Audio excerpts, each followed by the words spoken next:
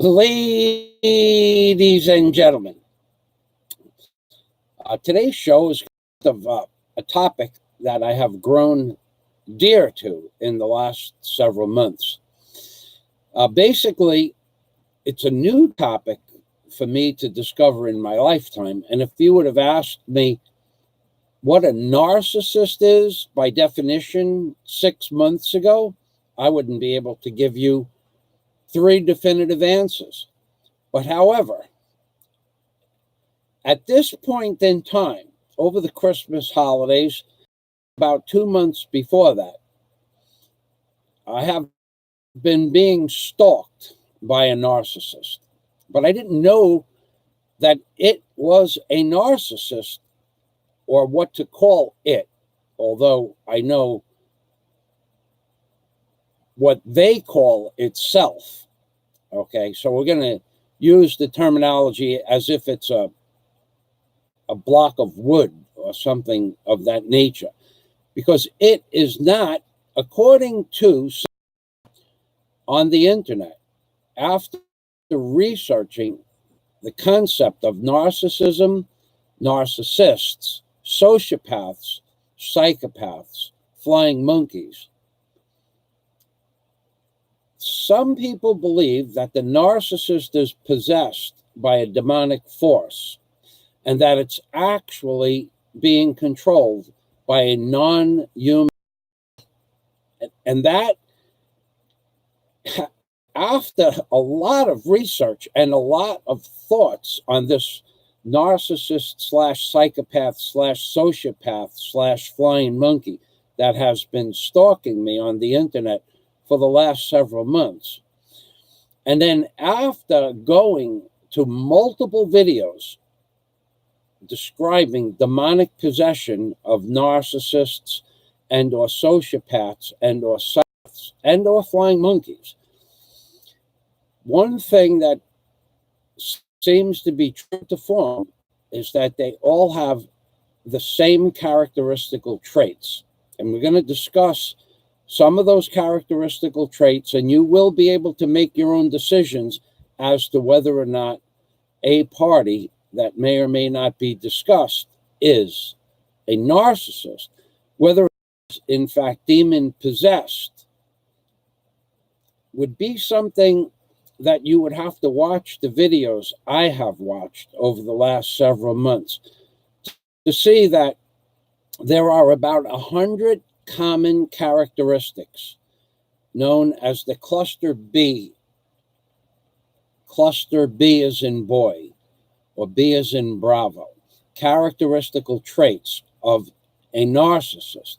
So let's just say 100 big traits that follow through with those psychoses of the narcissist, pathological liar, sociopath, flying monkey. Let's say there are 100 characteristical traits.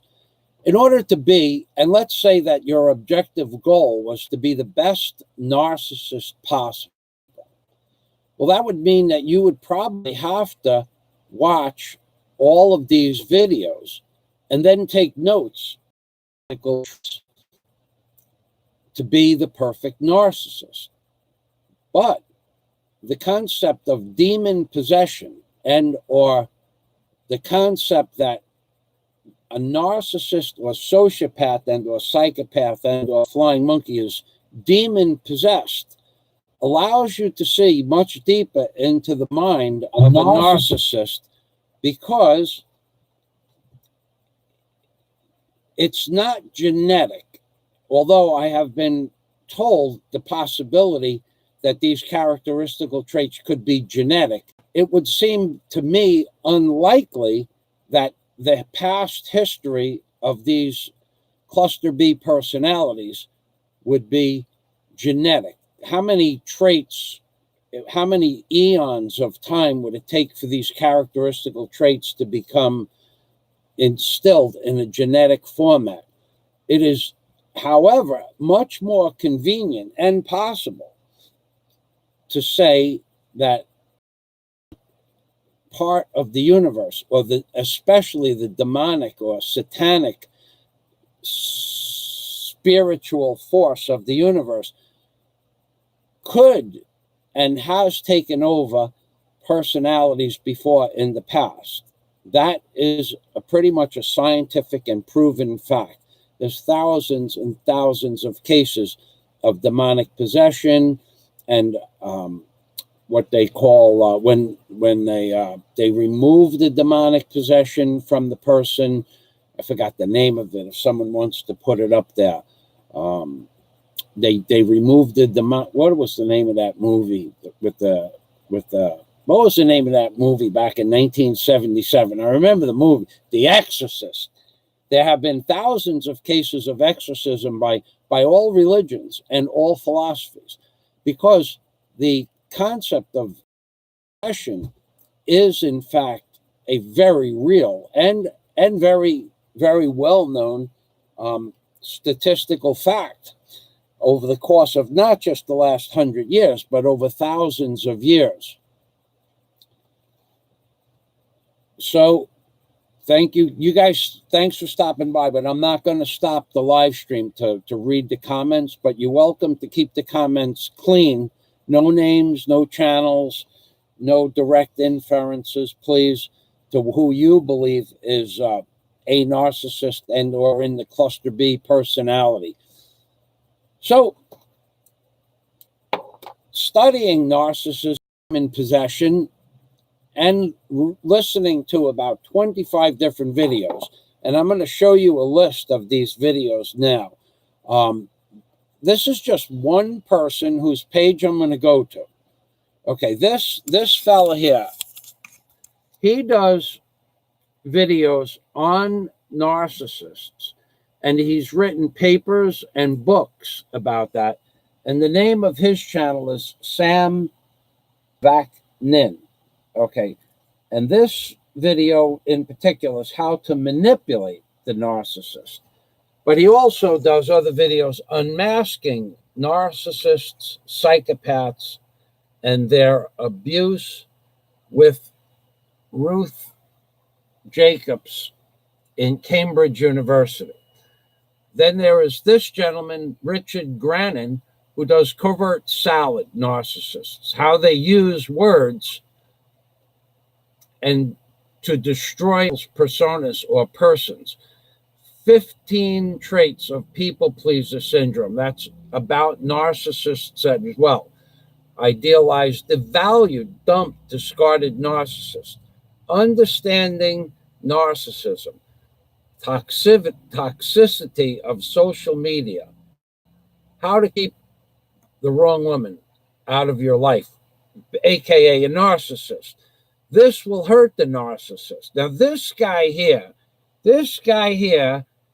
I'm going to go to his page, Narcology, okay? I'm going to tell you who this guy is. He is a martial arts expert trainer, and he gives dissertations on narcissists and how to destroy the narcissist's persona and or ability to hurt you or your loved ones. But he does it using excerpts from his martial arts expertise.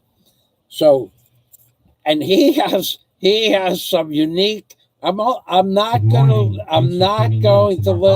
hold on a minute. I'm not gonna play his video, but I just want you to know this will hurt the narcissist for the rest of their days.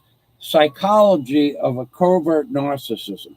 So his channel is Narcology Unscripted. Okay, so he has some of the best videos I have ever seen on how to destroy the narcissist perception of themselves.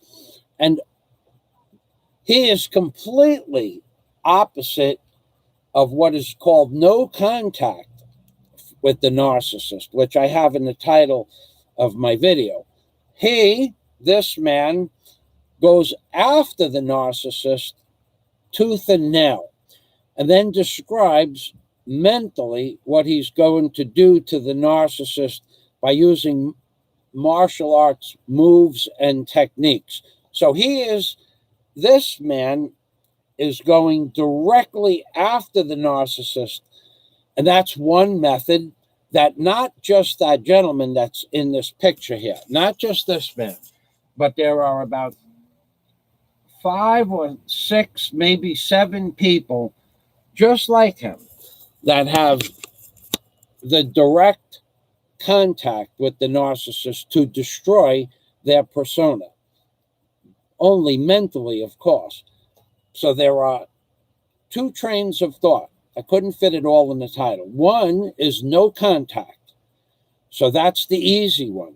That's the one that when I describe the narcissist that has been stalking me for the last year, it's going on a little over a year now, that's pretty much what I have chosen, the no contact method. But I just want to make you aware that there is another method, and that's the total destruction or annihilation of the narcissist that this gentleman here professes to use. Now, when you listen to his videos, yeah, I gotta tell you, when you listen to his videos, and he describes mentally what he is going to do to the narcissist in the means of martial arts movements and techniques.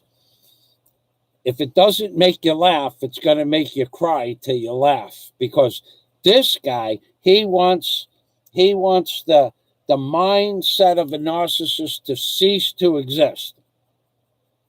And of course, he does this verbally, but he's also a pretty big dude and a martial arts instructor, not just a martial arts expert, but an instructor.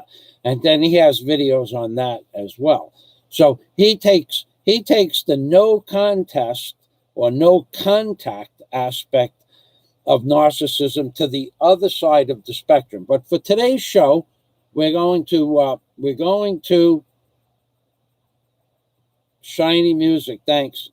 We're gonna we're gonna go with the no contact, no contest narcissist method. So I'm going to read directly from my notes. So the first thing we have, of course, is what is a narcissist? Question mark.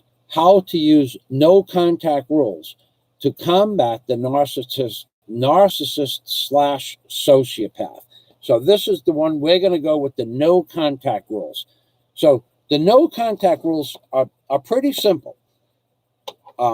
Let me first add this, that I have been being stalked by a narcissist. There's no doubt in my mind, or in people of very powerful positions are 100% convinced that I have been being stalked. Okay. That being said,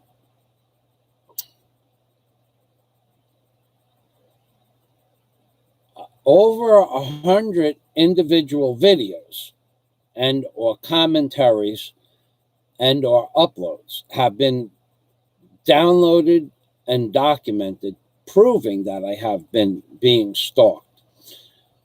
So the advice that I received was the no contact advice. So that's what I have done, no contact. But the truth of the matter is there's been no contact for almost a year now, and still I am getting slammed, threatened, implied threats, and actual threats of physical harm to my person from a particular narcissist, where this particular narcissist accused me that of something that I created with another YouTuber. And we created this out of images and artwork and such, and our thoughts on a particular topic. And the topic was based on liars. Who's a liar? Why they're a liar? How could we represent a liar to the best of our abilities? And the gentleman that I'm talking about is an artist.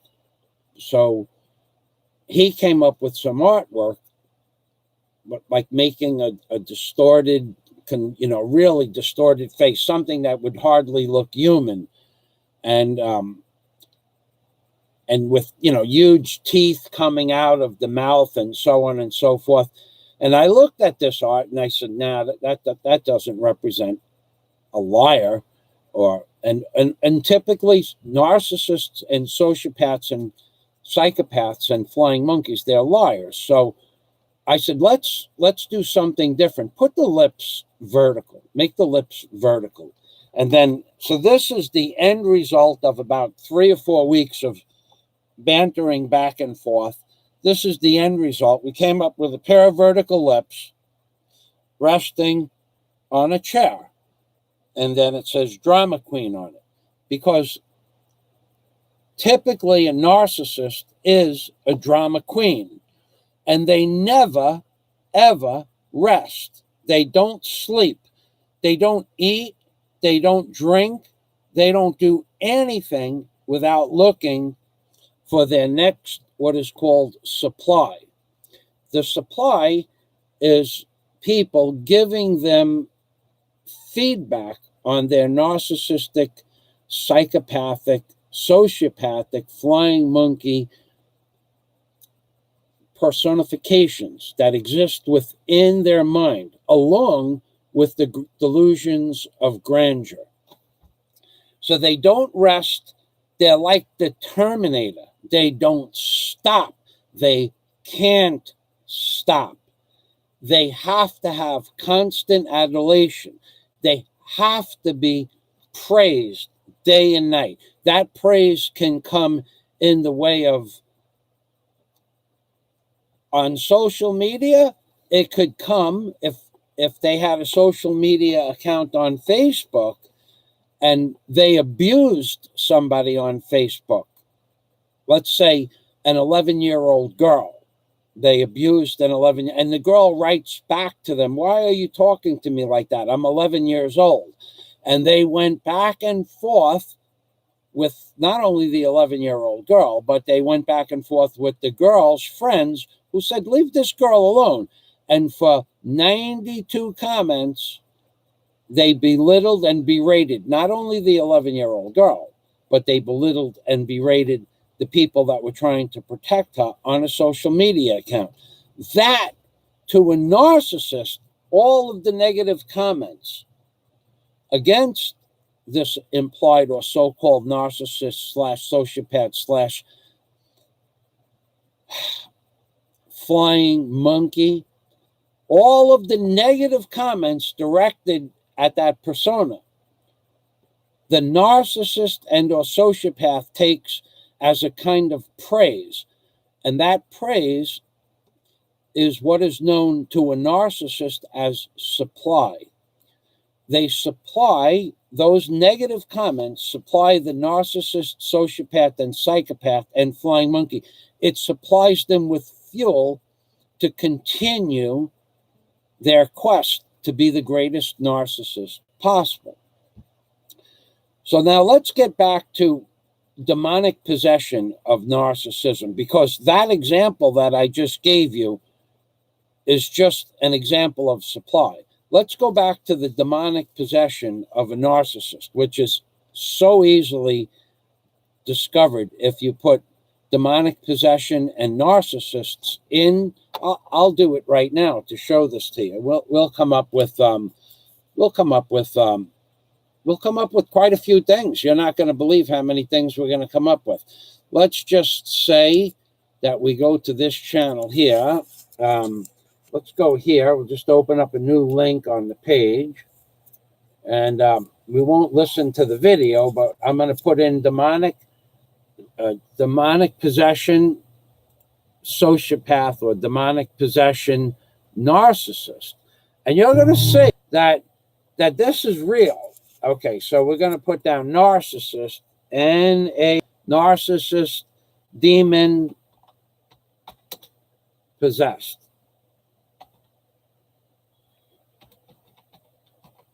Narcissist, demon, possessed. Let's see if that pops up with anything. On narcissists, demon possession. Okay, so the reason I posted that is so that you people can go see the links for these channels. But that all you need to do is put down narcissist, demon possessed to understand that what I'm discussing is a real possibility. So on narcissists, demon possession, on narcissist, demon possession part 2, is the narcissist possessed? Completely different channel. Soul GPS. Is narcissism evil? This guy, Dr. Todd Grande, is an actual psychologist or psychoanalyst. He's an actual doctor. 4 signs. The hidden demon. Okay, permission to exist. Another narcissist channel. Great. The narcissist, the case of demonic possession, exposing the narcissists. Are narcissists actually possessed by demons? Okay, so narcissist abuse and demon possession, spirits, trace, face it. Okay, so I showed you that because I have come up with my own. It's not a theory. It's an actual figure of speech, figuratively. It's not figuratively speaking, excuse me. It is an actuality in reality that I have come up with the belief that a true cluster B personality, and the cluster B personality, to go over it again, is narcissistic, psychopathic, sociopathic, flying monkey, and with side disorders of jealousy and rage. I have come to the conclusion after watching all of these videos and discussing these concepts with past friends of this particular entity that we're talking about, because we're not even going to talk about it as if it's a person anymore. We're going to talk about it as if it was demon possessed. That going back and digressing to the original thought that I said, if there were 100 characteristical traits of a narcissist, could it be that they studied all of the videos I showed you and dozens more and made notes and said, these are the top traits to become a cluster B personality. These are the best ones. I will be all of these things. Is that possible? I'll ask you and then go to the comment section. And then I'm going to give you my belief that it's not possible. It's not, in other words, it would be like taking a test and having 100 questions on the test and getting all 100 right every time. I don't think it's possible. But I do believe in demon possession, and I do believe that the demon possession aspect that I came to the conclusion of, that this person that has been stalking me for a year now, a little over a year, is in fact highly possible that this entity is possessed by a demon spirit. And I'm not being facetious. And the reason I say this is, in all of the videos I have watched in the last 3 or 4 weeks, and there have been more than 50 videos that some I review several times. Welcome to the machine, Scott Del Fuego and Spanky. Oh my God, we have a special guest appearance of Spanky 9067. My God, I am so happy to see you. Thank you for stopping by. Thank you. Oh, God, that is good to see. My old friend Spanky 9067. Nobody here knows who that is except me, and that's the way it will remain. But thank you. So digressing, before I read Scott Del Fuego's wordsmithing, I want to digress just slightly. I have come to the conclusion, and I'm not being facetious and I'm not being a jerk, that would be impossible for the narcissist to have studied all those videos and take the top 100 characteristical traits and perfect them. That's not possible. one of the entity or narcissist's cluster B personalities friends from years ago has come forward and said, look, the best way to deal with this person is no contact. But everything that you have ever said or related about the narcissist / cluster B personality has been proven over the last 30 years. So, what am I saying? What I'm saying is that to study those videos and to perfect all of those characteristical traits would be impossible. But after watching the demon possession and possible demon possession and or satanic possession of a soul, at that point, I believe, first of all, I believe it to be possible to be possessed by demonic forces. Okay, I absolutely firmly, there is so much proof. The movie The Exorcism was just the tip of the iceberg. And there are so many videos and movies out there and books written and stories, true stories about demon possession. And I've in fact known some of those people myself during the course of my lifetime, just purely evil people, not people that did evil stuff according to the laws, but people that were truly evil. Well, if a person or persona has been demon possessed, then they wouldn't have to study all of those videos. There would be no need for them to read about it. There would be no need for them to watch those videos. And I don't believe the entity that we're talking about in today's show has done any of the above. I believe, and I truly believe, that the only way this entity could have perfected all of those characteristical traits, and they are many, is if in fact the demonic possession has taken place. Now, I'm not being facetious, I'm being truthful.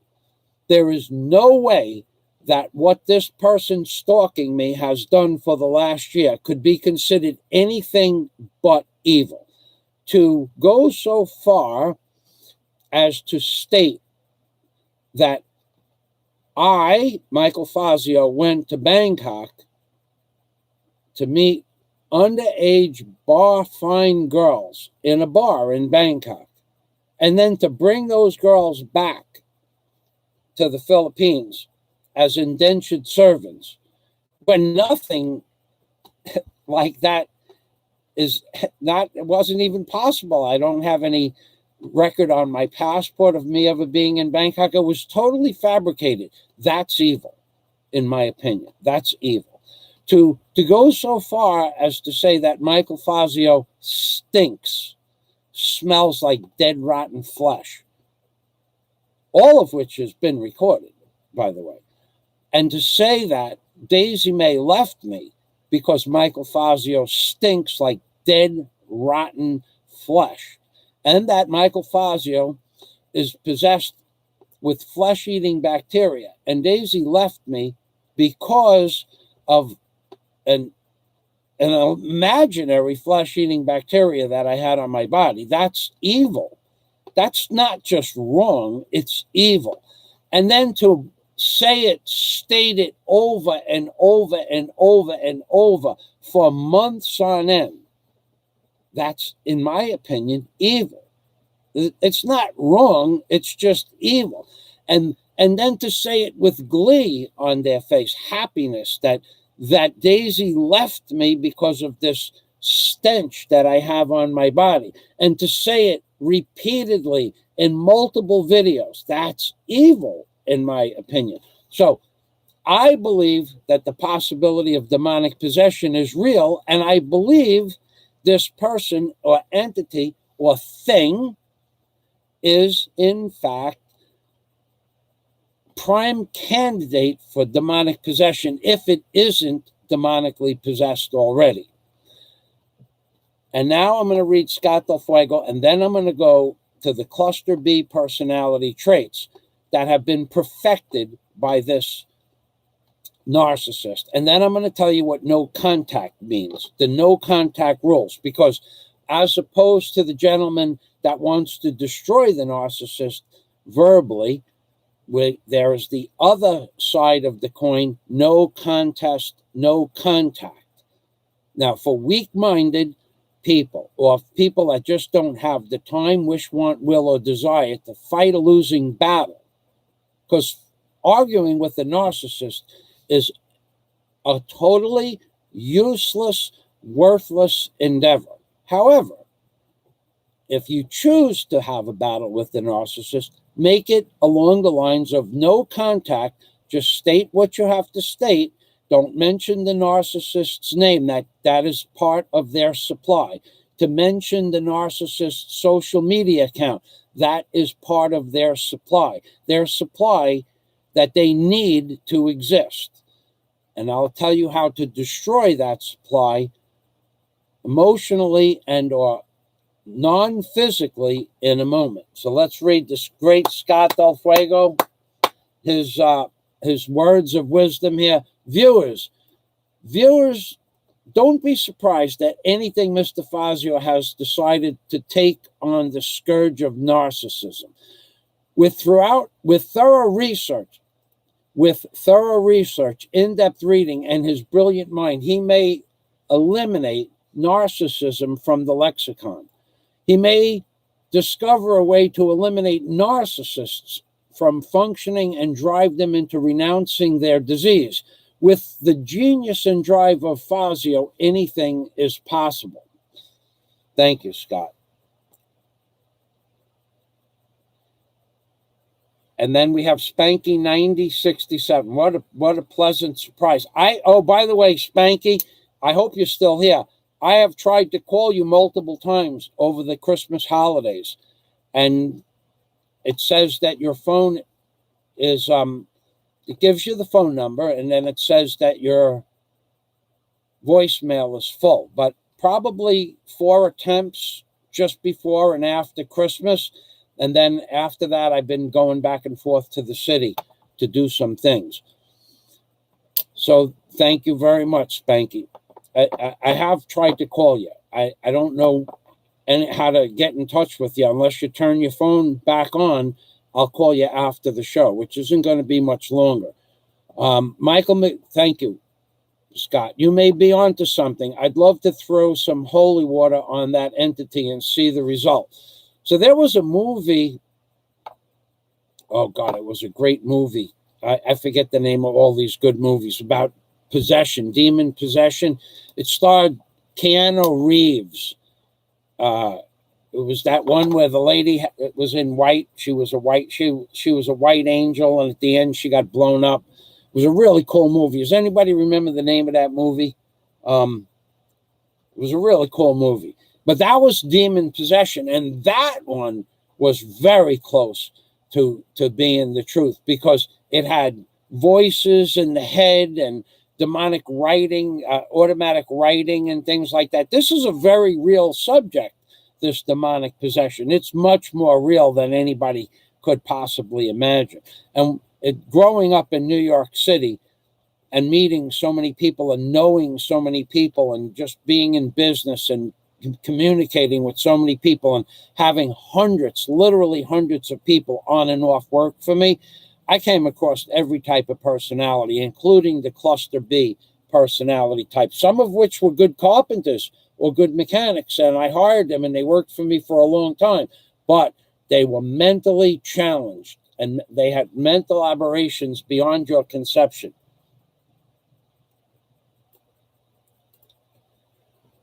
All right, Spanky, I can do that. Thank you very much. Yeah, thank you. I could go to Facebook for you, certainly. Let me copy that message down and put it into the top of the notes for this video, so I can get. I'll do that right after I'm done here.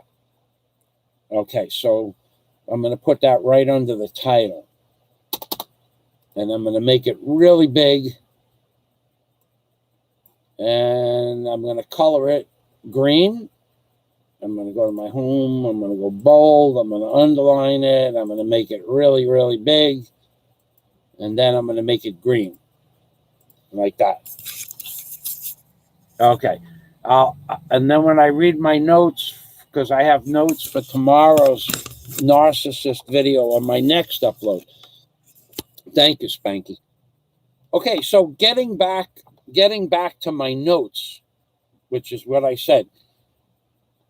You might be a narcissist and or part of a cluster B personality disorder if you have imagined that someone who is an actual YouTube creator and or creator in general has used you to earn money from on their channel, on their super chat, on their super stickers. You might be a narcissist if you believe you're entitled to some of that money because they used you as a method to earn money on YouTube. When in fact, a true YouTube creator can use any legal means, any legal personification, any legal avenue, any legal conversation to earn money on YouTube and or sales products and or conversations that are super chatted and or super stickers that are given to people because of their video content. You are not entitled to any of the above monies. Nothing. If you want to earn money, then you have the same ability to go out and create content on any and all social media that you choose. And if people find your social media content to be of value, and then they choose on their own accord to give you money, nobody else can lay claim to the money that you earned by using a legal means and avenue to earn money on social media. That's your money. You earned it.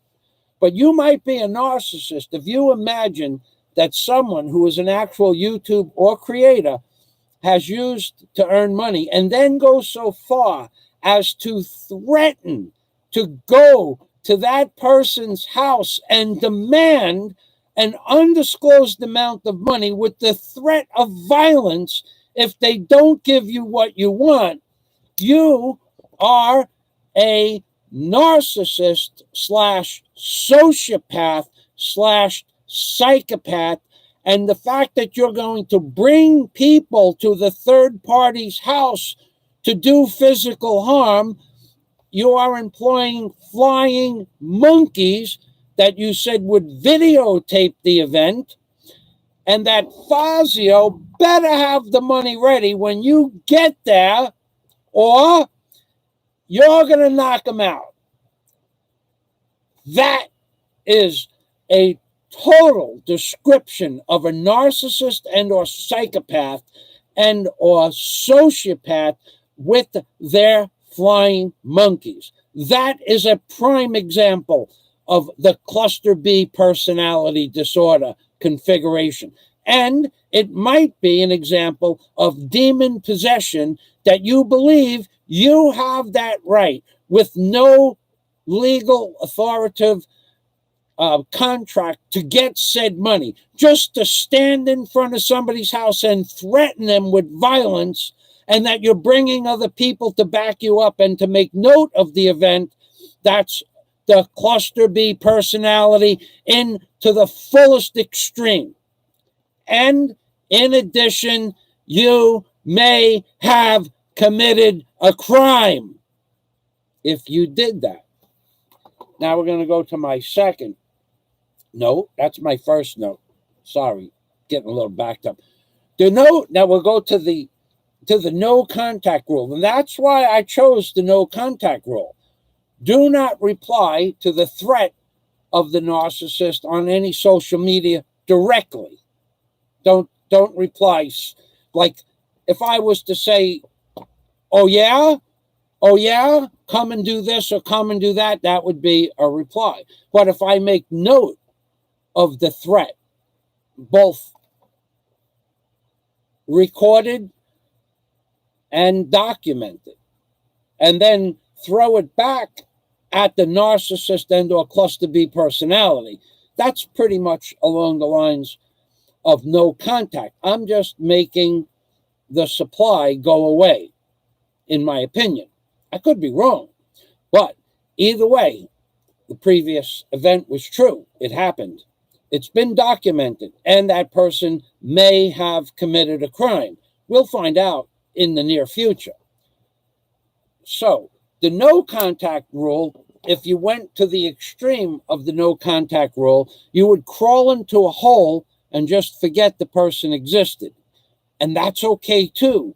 If you have a weak personality, or you have like his or her past acquaintances and or so-called friends and family have done, they just have no contact with that person anymore. Because for years, they have tried to make this cluster B personality see the light of day, but it's not possible. And it's probably never going to be possible because the sociopathic nature of the cluster B personality will not allow the narcissist personality of the cluster B personality to discern that they have done anything wrong. And the psychopath part of the cluster B personality enforces the sociopath personality to not allow the narcissist to see or have any empathy and realize they made a mistake. These are all real concepts. I'm not talking about cluster B as if it was something I created a week ago. This cluster B personality has been known in the psychology and psychoanalytical books for 50 years. It's just something I newly discovered, and I kind of like the whole concept of it because it's a whole new field that I can do from anywhere. I can study this, and I can help other people understand what it is that they're up against. And they can choose the no contest, or they can choose the no supply aspect of this, or they can go with that other fella's concept of how to destroy emotionally a narcissist. It's up to the individual. The easiest thing to do, if you don't have a lot of time, or you've already expelled all the energy you want, is to go no contact. So no contact is, if a person has a Twitter account, don't Twitter them. If they have a Facebook account, don't message them on Facebook. Don't give them a thumbs up. Don't even give them a view. And if they have a YouTube account, don't go to their account and push the thumbs up button or the thumbs down button. Don't make any comments on their account. Don't give them any views. And this is the best thing if you have a meek or weak personality, or you have given up trying to change the narcissist / cluster B personality. If you have given up, then the no contact, no contest rule is the best for you. No contact means no contact. It means no thumbs up on Facebook, no Twitters, no thumbs up or thumbs down on YouTube, no views. It's no contact, no contest. Don't worry about what the narcissist has to say, because you already know that whatever it is they're putting out is narcissistic in nature, and you don't need to deal with it anymore. Eliminate it from your life. Unless you wish to help other people, show them what's wrong with this cluster B personality. And so you want to show them how to avoid all the angst and anger in their life's history with this cluster B personality. Because one thing that doesn't change to the narcissist, sociopath, and or psychopath, especially if they have all of those personas and or cluster B personality traits, the one thing that's not going to change is the nature of the beast. And in this case, the person that has been stalking me for a year is never going to change. So I have to change my attitude. I have to go no contest, no contact. I can still learn from the narcissist or from the videos, which is what I'm doing now. But I know better than to confront them and to allow yourself to even watch their flying monkeys, give them a supply, to have that view on their social media account of how many people like something on Facebook, to have that aspect of your reality. A view on Facebook is what's called supply to the narcissist. You must have no contact, no contest, unless you have a specific purpose in mind. And you are weak and you are frail. If you are weak and frail, if you're mentally challenged and you just can't take on the task of dealing with a sociopath and or cluster B personality, no contest, no contact, no social media acknowledgement whatsoever is the best. And in fact, here is how the narcissist will turn that around. The narcissist will claim he's a victim or she's a victim. I'm a victim. I'm a victim. And you know what's next. That's right, baby. Crocodile tears. I'm a victim. I'm a victim. I'm a victim. I'm a victim. I'm a victim. I'm a victim. I'm a victim. That's what the narcissist does best. I'm a victim. I'm thirsty.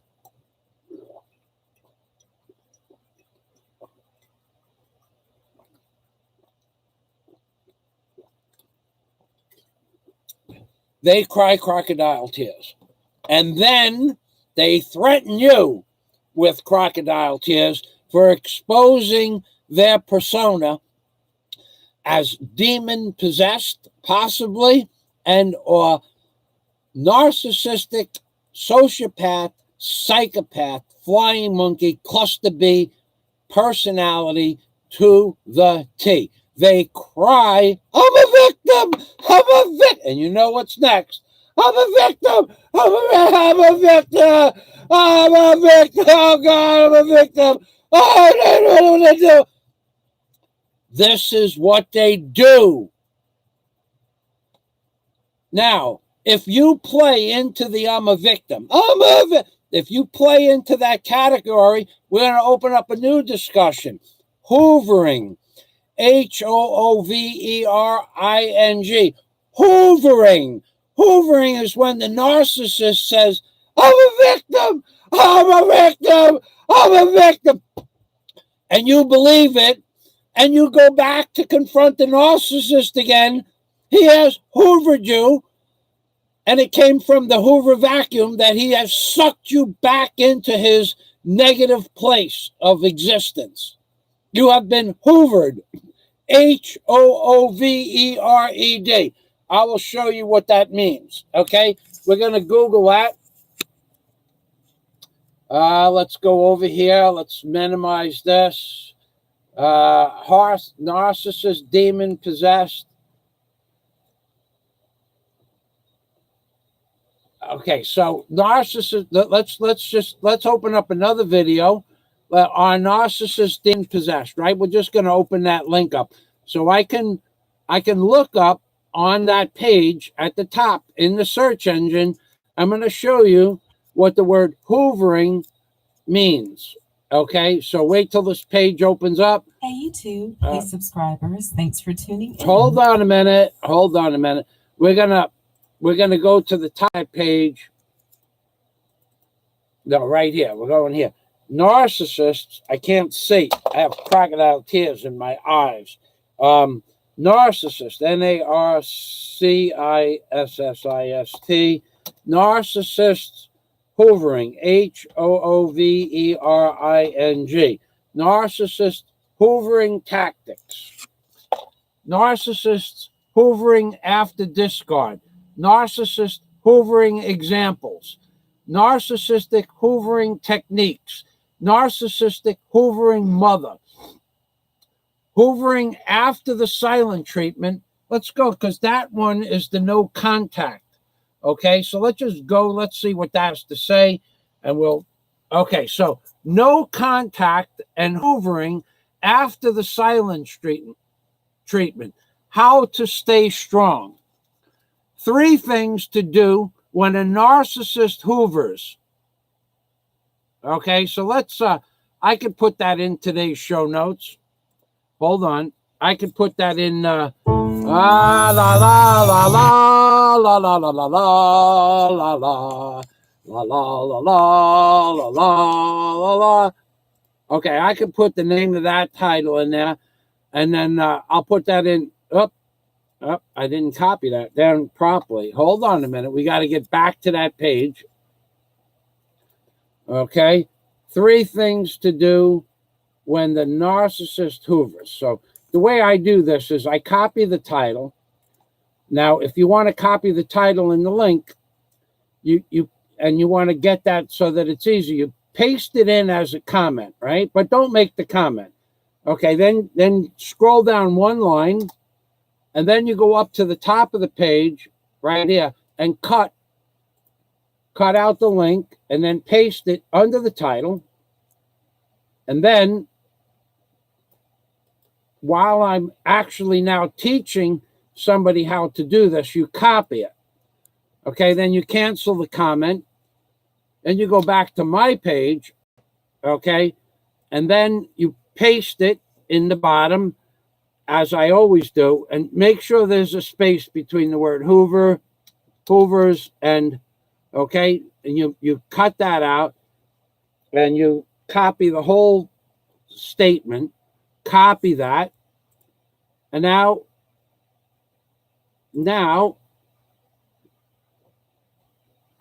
you enter it, and then I paste the link 3 times so that it's important, because this hoovering concept is a big thing.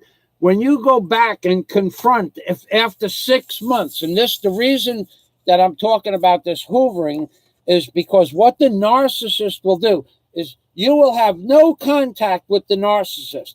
Let's say you have a channel called Popeye One, and Popeye One has chosen the no contact, no contest method of dealing with said narcissist.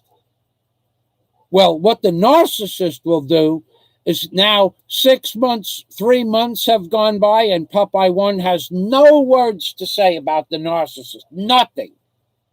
What the narcissist will do is make a video about Popeye One, calling him a coward, that he doesn't want to confront said narcissist. What the narcissist is trying to do is create a supply of narcissism to feed his own envious soul. So Popeye, by not addressing the narcissist challenge as a coward, is giving the narcissist 0 supply. But Popeye One comes back on and challenges the narcissist. That means that the narcissist's trait of hoovering to drag you back into the picture, to drag your soul back into the fight, that the narcissist has won the battle because he has dragged you back into the battle. He has dragged you back into the pit of hell. He has dragged you back into his disgusting reality. That's what is known as hoovering. So, considering that Popeye did not come back and address the narcissist's said violations and or cowardness of Popeye One, he did not come back on and address these issues. He gave the narcissist no supply. No supply is no contact, no contest. That's how you defeat a narcissist from the no contact, no contest point of view. So I'm going to read the comments now. And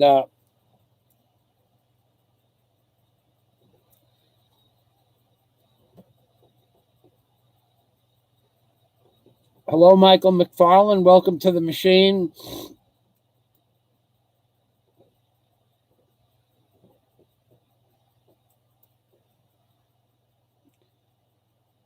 Yamsima Sanchez. I believe in the idea that it is possible, but it would be so draining mentally. Hey, Big Kevin. Hey, how you doing, Big Kevin? Now, Big Kevin, he is under the attack. He is under attack daily, and has been mentioned daily. Big Kevin is an example of being hoovered. Hoovered. Big Kevin is being hoovered back into the conversation. However, Big Kevin, are you still here? Please let me know if you're still here.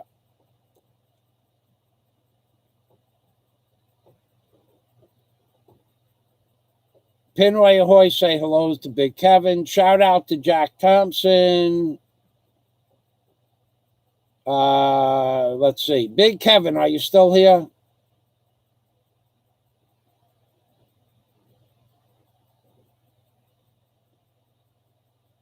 Okay. Well, anyway, Big Kevin is the perfect prime example of being hoovered.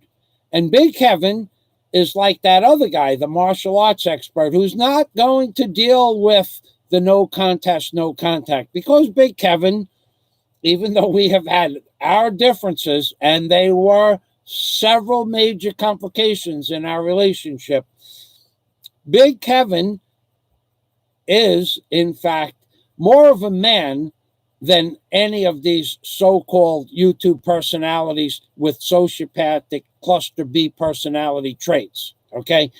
Just leave it at that. So Big Kevin has not necessarily been hoovered. Big Kevin is going on the attack to destroy emotionally and mentally the narcissist in order to gain control.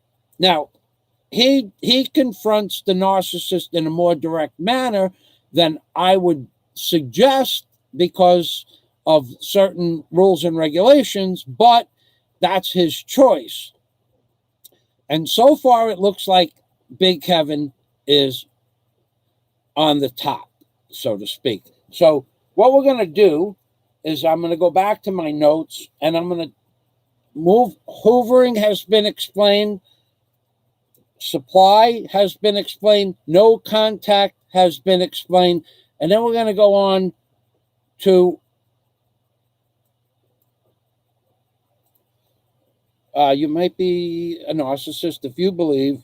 You might be a narcissist if you believe that everyone else has destroyed your reputation, when in fact the lack of interest, or in the case of YouTube, thumbs down and negative comments because of your poor content, that did that all by itself. In other words, you might be a narcissist if you believe that other people destroyed your reputation, and that other people don't send you super chat money, and other people don't give you views.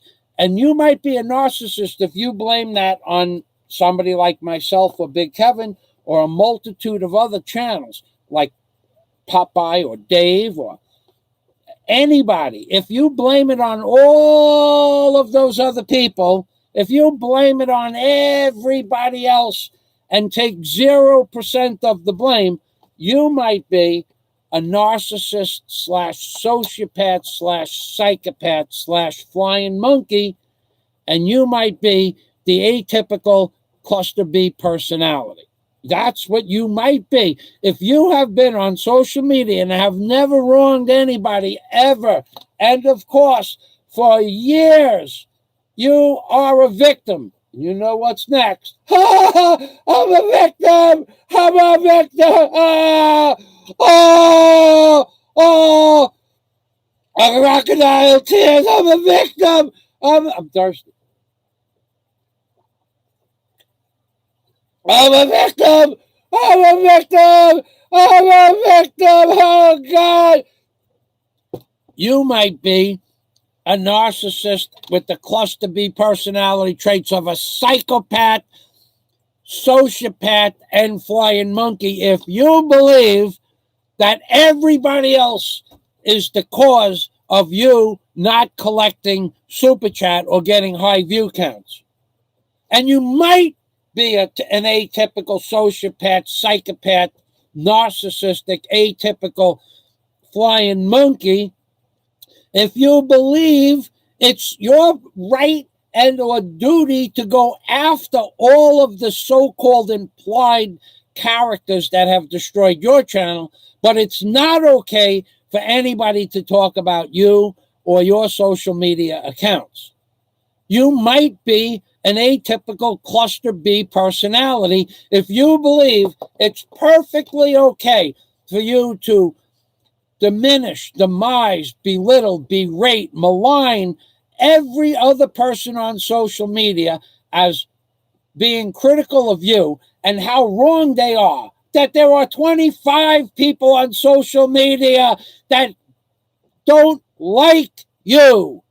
25 individual accounts on Facebook, Twitter, and other social media accounts that don't like you directly. They have over 200 combined videos basically saying despicable you. You might be a narcissist if you believe that those 200 videos and 25 different social media accounts are all working together to destroy your little world. It's not like that. It's not like that at all. It never was like that. You have created the negative videos. You have created the negative content. You have proven yourself to have content that's not worthy of earning views, super chat, or super stickers, or thumbs up. I was watching a social media account the other day. Guy was talking on the social media account. I won't mention which one. And apparently on that account, the thumbs up and thumbs down buttons were working. There were 77 thumbs down in the video, 57 people watching, 77 thumbs down, and 3 thumbs up when I shut it off. And did the narcissist / atypical cluster B personality say?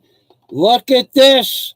Look at all those thumbs down. Look at this. That proves I have followers and I am worthy of listening to. Oh my God, oh my God, oh my God.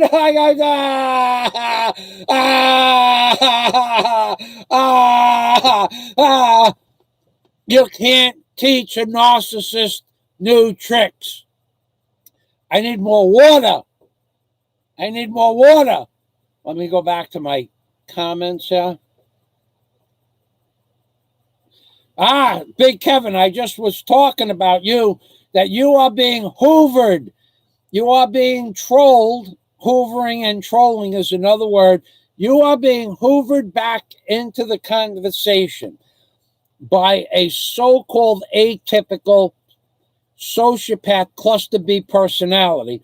You're being hoovered back in, but you are like this person here. I'm going to show you a person's channel. You should watch this guy, Big Kevin. All right, so we went over narcissist demon possession.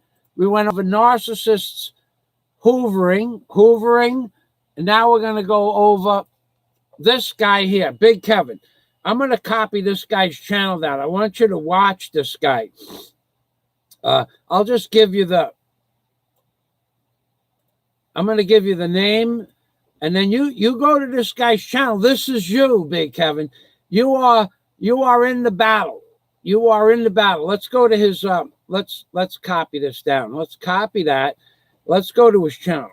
All right? And then we're going to go to his channel and we're going to show you that what the strong people, Big Kevin and others that didn't give up, that don't give up.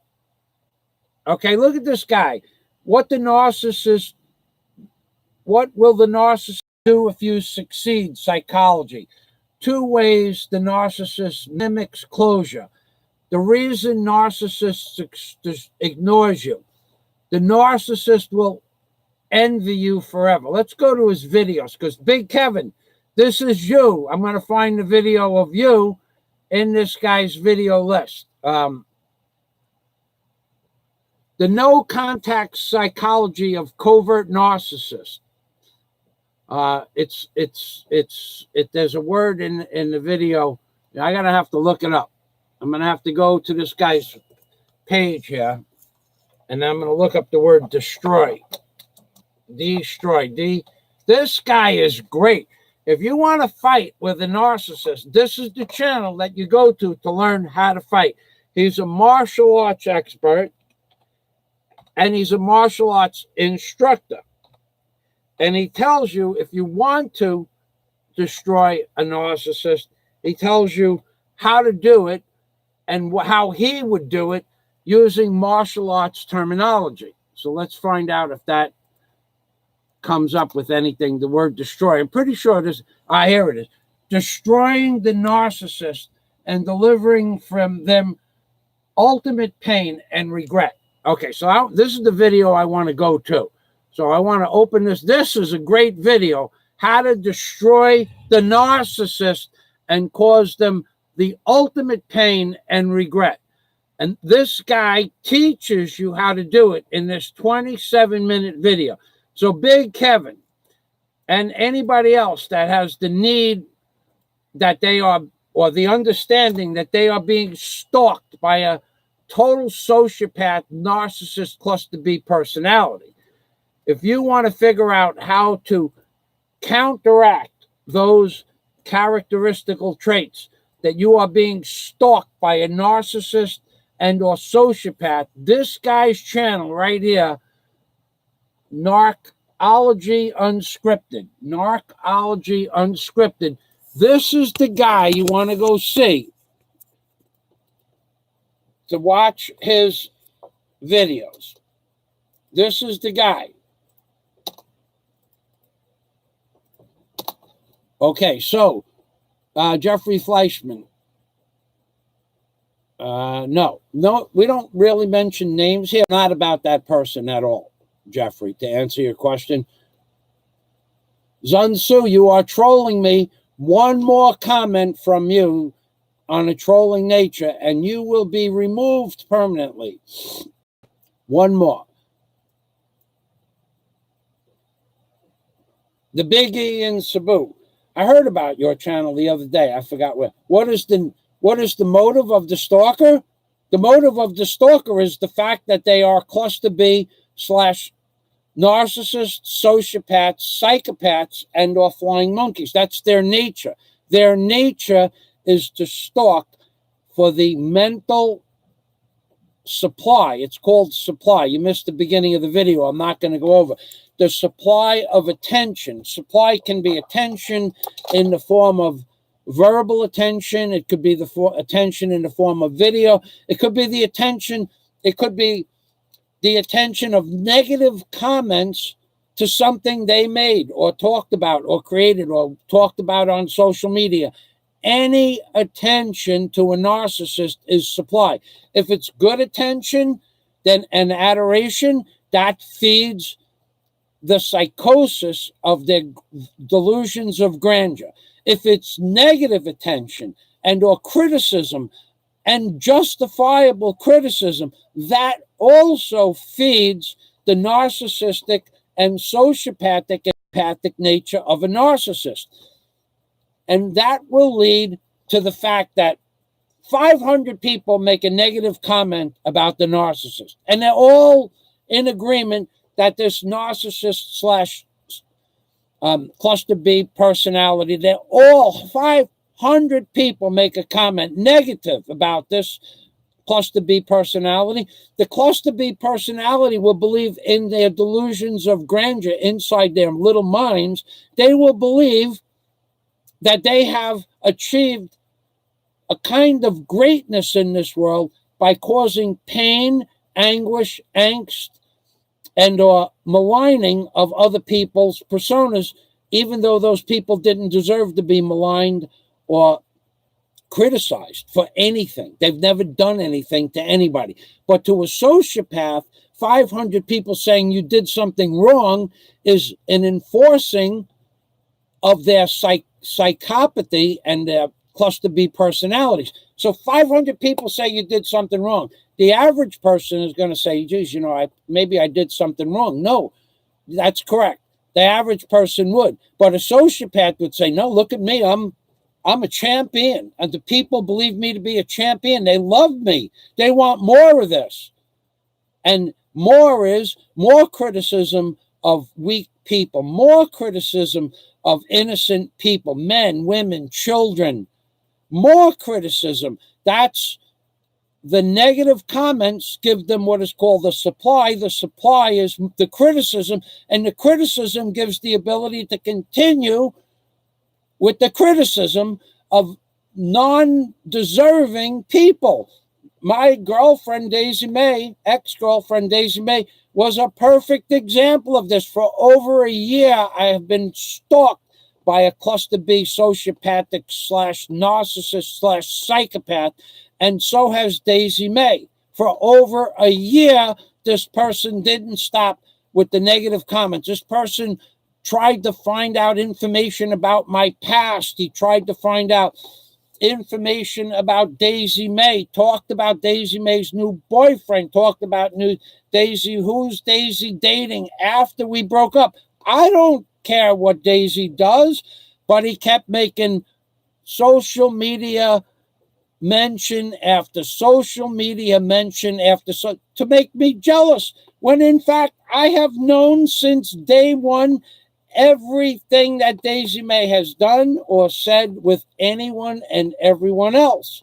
And it doesn't bother me, but a narcissist, cluster B personality, psychopath / sociopath believes it's his duty, undying duty, to destroy somehow my friendship with Daisy May. And by posting all of this crap and stalking me on the internet for over a year, that's what they have done.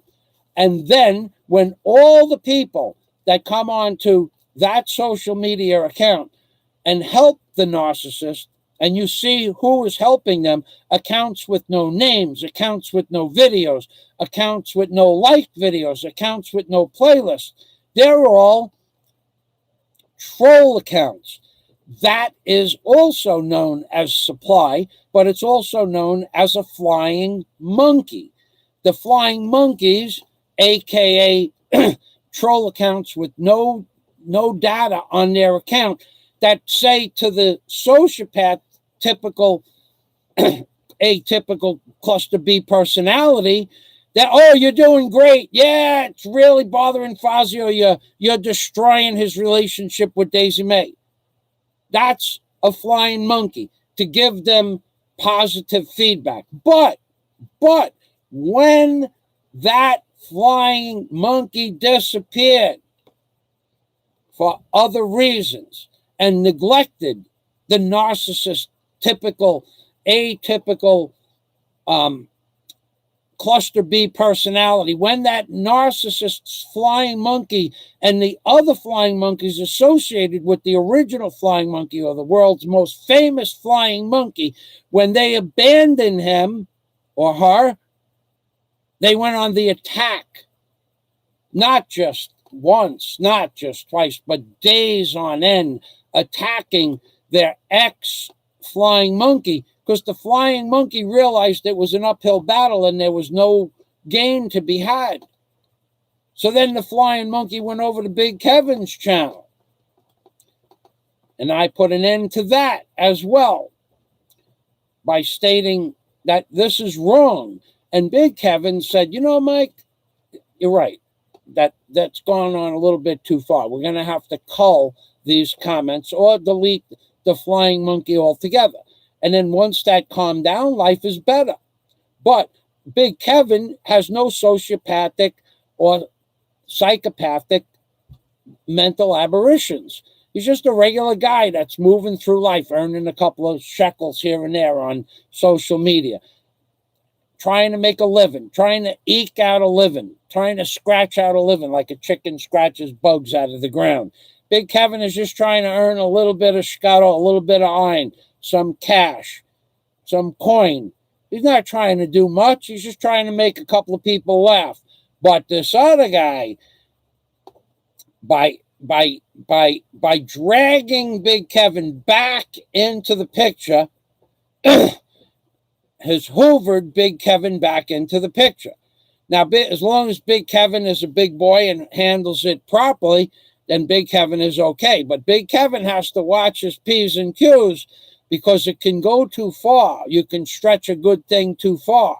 So you should just be aware that if you're going to get hoovered, make sure you know you're being hoovered and don't get sucked right into the middle of the black hole, because that is someplace that's going to put you in jeopardy of getting in trouble. I don't want to see that happen. Thank you, Big Kevin. Yeah, now I don't want to see you get, you got, like Clint Eastwood said, a man has got to know his limitations. And that's all I'm trying to say. So Big E.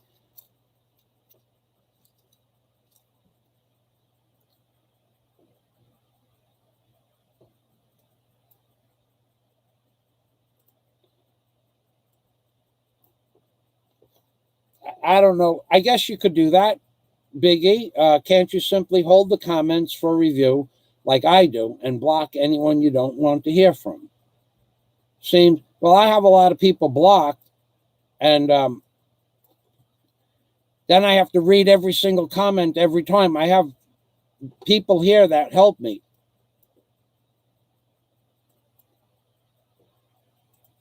Yeah, all right. Well, I'll think about what you said, but it worked. This works for me. I like to read the comments. I like to have the ability to see every comment when it's on the board. I don't want to have to push review, but it's a good suggestion. But I don't want to have every comment. That means I have to push the button, I think, every time to review the comment. Now I'm going back to my dissertation. Pennsylvania Trucker. Hello. Okay, so you know what? Pennsylvania Trucker reminds me, I'm going to do a show this week on all the men of YouTube, all the people who quantify as being a man, in my opinion.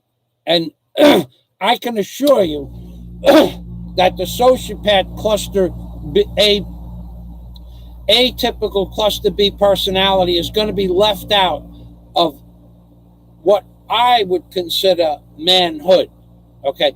Now, Pennsylvania Trucker, the reason that I brought this topic, I'm going to go off topic for a minute, is that Pennsylvania Trucker risks his life and limb every day, 24 hours a day, 7 days a week in his job.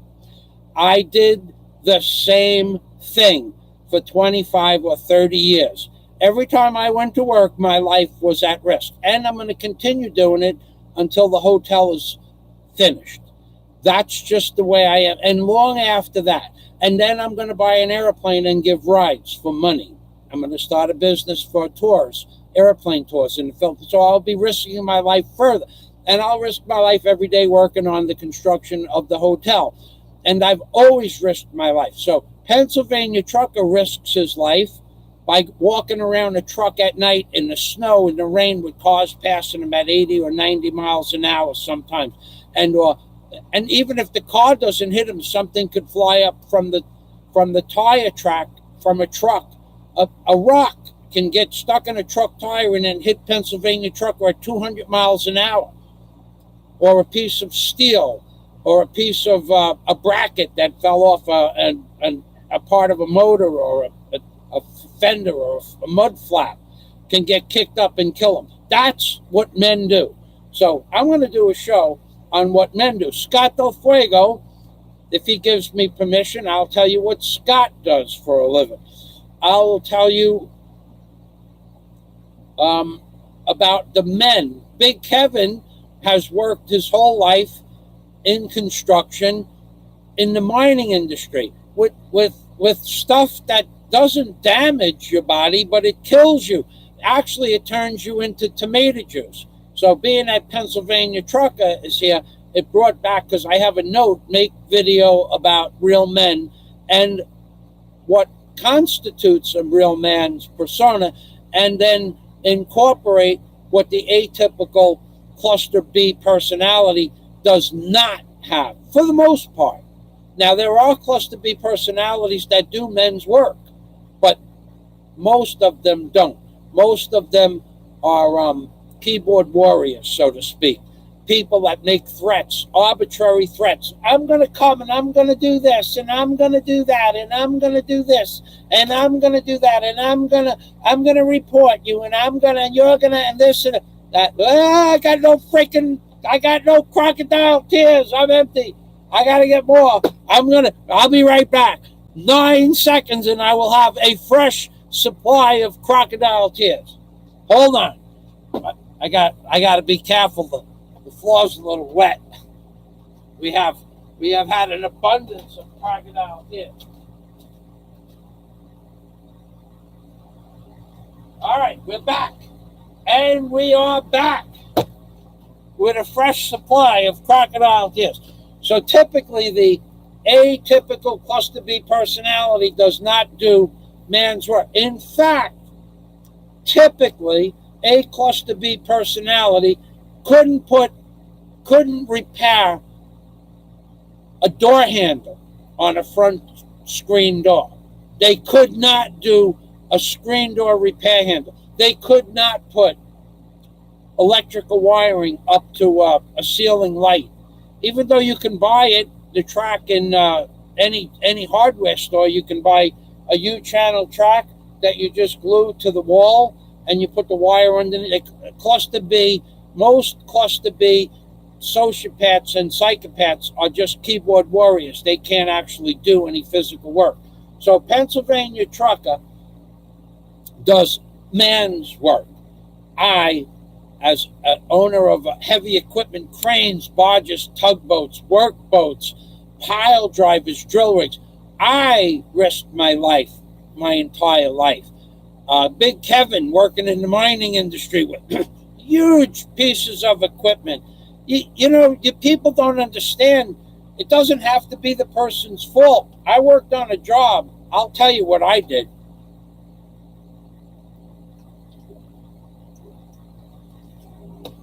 I worked on a job on a drill rig.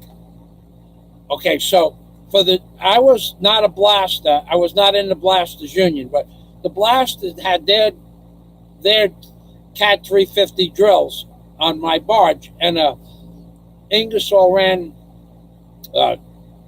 650 Ingersoll ran a 650 cubic feet per minute compressor. Plus, they had a 500-gallon expansion tank, and that air was supplied at 350 psi. That was a small compressor, a 650 compressor, small. Then they put a 1,200 cubic foot per minute compressor on the rig because the 650 wouldn't do the job. That was a big one. That thing was like 14 feet long, 8 feet wide, and 8 feet high, and a 500-gallon expansion tank. And that ran 2 Cat 350 drills. The Cat 350 drills are 350 cubic meter a minute. That's where they get the number from. So the 650 would not supply it with enough air to drill down into the 60-foot zone. So they put the 1,200 on and it worked. So that was not even a big compressor or a big compressor system. So when they were done with my barge, I had to bring my barge back to Queens from Mamaroneck, New York. And the drillers went on to the next job, which was a bridge job. So the bridge job, you want to talk about dangerous jobs. So the bridge job they erected, this was being done by Buffalo Bill before my job ended with the barge. After my job ended with the barge, while we were taking the drill rig off and setting the other crane back up on the barge, we actually picked the crane up with another crane, took the crane off, cut it off, and then we put the crane back on and welded the crane back on temporarily so that I could get to a bulkhead to rebuild the bulkhead so that I could bring a second crane onto the barge. Months later, I had to cut and when I bought the second crane, then I cut the original crane back off the barge and put it into pieces on the barge, took the pieces off the barge, set the new crane on the barge. The the 30-ton crane and took the 6-ton bantam off the barge. Then when the bantam was off, I put the 30-ton Loran on the barge, and then I put the 6-ton bantam back on the barge, and I brought it out and buried it at sea. So that's what men do for a living. So while I was doing that, and before I went back to that job, Buffalo Bill and his crew, Billy the Kid, what the heck was that guy's name? Really a nice guy too. Buffalo Bill, Billy the Kid, and I worked with this guy for almost a year, and I forget his name, but because he died a horrible death. And Ricky Spears, Rickyspears, Ricky Spears. He was about 40 years old. Buffalo Bill was about 55. Billy the Kid was about 21 or 22. He was the new guy on the crew. So while I was working on setting the new crane on the barge, and before I went back to the bridge job, Buffalo Bill had a drill rig set up. I think the tower was 60 feet tall, but I do know that the drill inside the tower was doing core drills of 66 inches. Okay, so the drill into the rock was 66 inches, but it was rock, and then there was hard pan. First there was muck, then there was hard pan, then there was rock. So they needed to have a long tower, a big tower set up. And the tower, that was total height of the tower. And they were drilling, and on top of the drill, there was 4 men on the top of the tower. And then you had your ground man, and you had your compressor man making sure that the compressor didn't blow an oil line or a hydraulic seal or something like that. So it was like an 8-man crew. And somebody, nobody knows who it was, somebody didn't put, now, when I say there was 350 PSI, this is what men do for a living.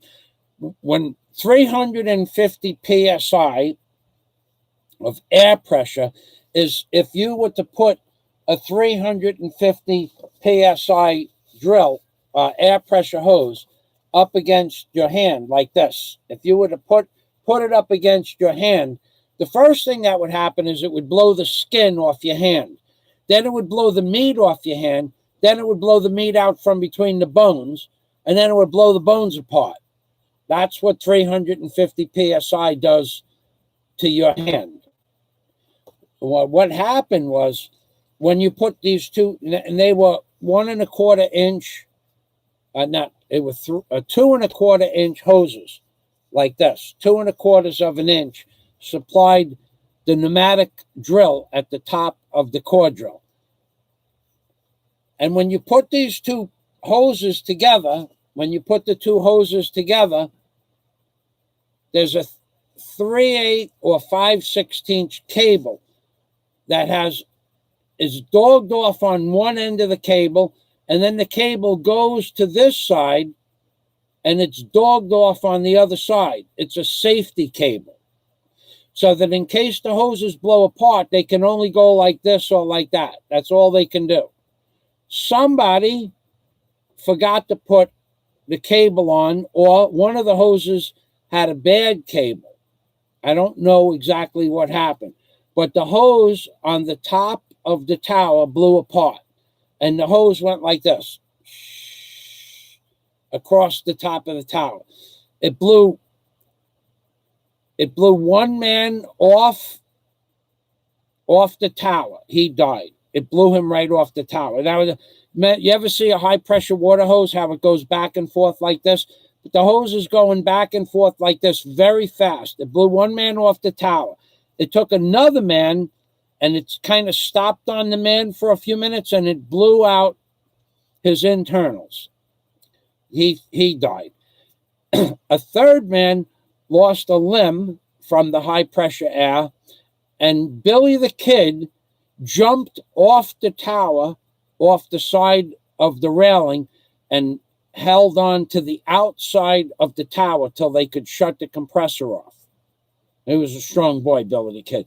Billy the Kid could grab an acetylene tank, a 4-foot oxygen tank, and walk it 500 feet through the muck and marshes, and then put it down and then go back and get the acetylene tank. He was one strong, big boy. I could carry an acetylene tank 200 feet, and then I have to stop for half a day. But he could carry an oxygen tank 500 feet through the mud, muck, and mire, and then go back and get the acetylene tank. So he jumped off the tower. That's what men do, not sit behind keyboards of computers. Now, that's what I did. That's easily provable by my videos.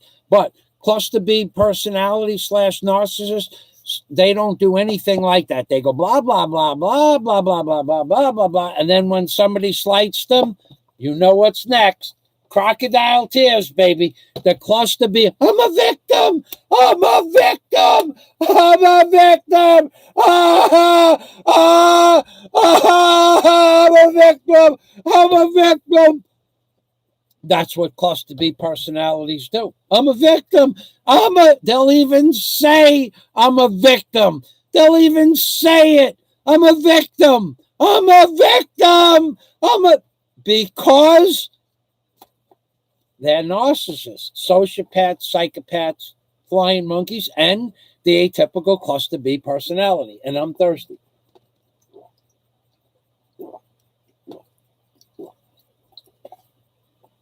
Yep, you'll never get a cluster B personality to do a man that kind of work. I mean, no, never. They might, you know what they might do? They might polish shoes or something like that. They might, like, get a job opening and closing the elevator door, the pushing the button on an elevator. But they'll never do man's work. And no one will ever quantify them as a man. Got Big E and Sabu. Got to catch a plane, Mr. Fazio. Have a good day. Big E, thanks for the... Well, maybe you could tell me one thing before you go. How do you make that possible to review the comments before they appear? And can I have a wrench review the comments and allow the comments if you have time before you catch the plane? I just was wondering that. I heard your name the other day, the Big E and Sabu. I'm going to have to check out your channel, and I will do that. I'll put your channel name next to Spanky 9067 in at the top.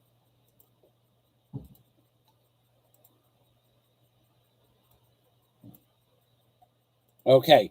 So if you didn't leave, and if you have time and want to tell me how to do that, I'll look into that for sure. I mean, it was a good suggestion. I don't know if it works for me or not, but I certainly will give it a view. Thank you, Big E. And wherever you're headed, have a good time. Because remember, wherever you are. And you're there because I'm here. Big E. 2 thumbs up. Thanks for stopping by. No direct replies to the narcissist. Okay, you may be a narcissist. You may be a narcissist if you contact third parties and dig up dirt on someone and post it on social media. Topics like old boyfriends or old girlfriends. Anything to destroy a new relationship. But lose your mind when someone talks about your past. You may be a narcissist and or psychopath if you think it's okay to contact third parties and dig up information on anybody you choose, and that's okay. But if someone mentions that someone from your past is supplying information about your history, you lose your mind. You may be the atypical cluster B personality. Again, I will reiterate, no contact, no contest, not even a thumbs down button on a social media, not a social media message, not a thumbs up on Facebook, not a comment, nothing, no contact, no contest destroys a narcissist's wish, want, will, and desire to make content, worthless content, I might add, It won't stop it, but it won't change the narcissist point of view that they're famous, but it won't give anybody else cause to go to that person, because they'll say, this guy's he's a has-been, he's a nobody. Why should I go there? He's got 12 views and he's got 77 thumbs down and 3 thumbs up, and on every video he must, or every Twitter, everyone, everybody can't be wrong. So no contest, no contact. You may be a narcissist if you believe. Oh, this is a big one. I got to go to my comments first. See Big E if he replied.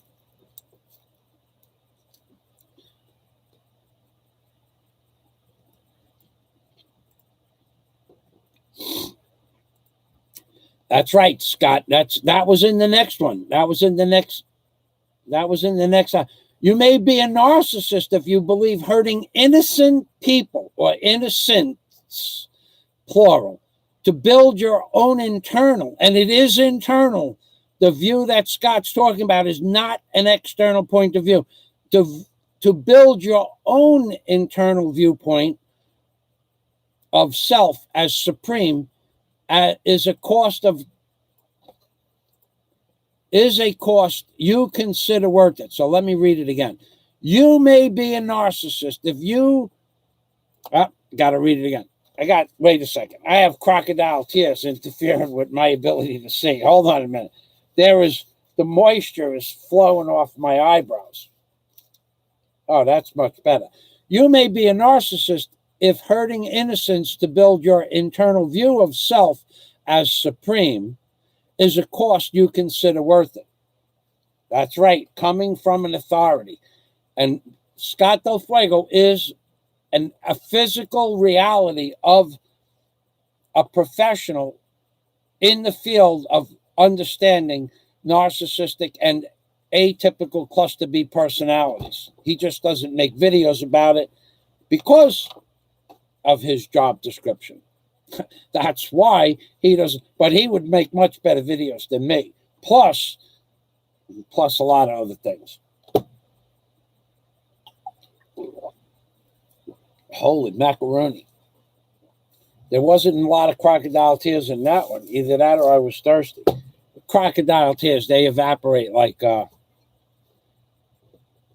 And going back to my notes, Rocket says, coming from an authority. That's right, baby. You may be... Oh, this is a big one. I really should have crocodile tears for this one. Hold on. I need more crocodile tears.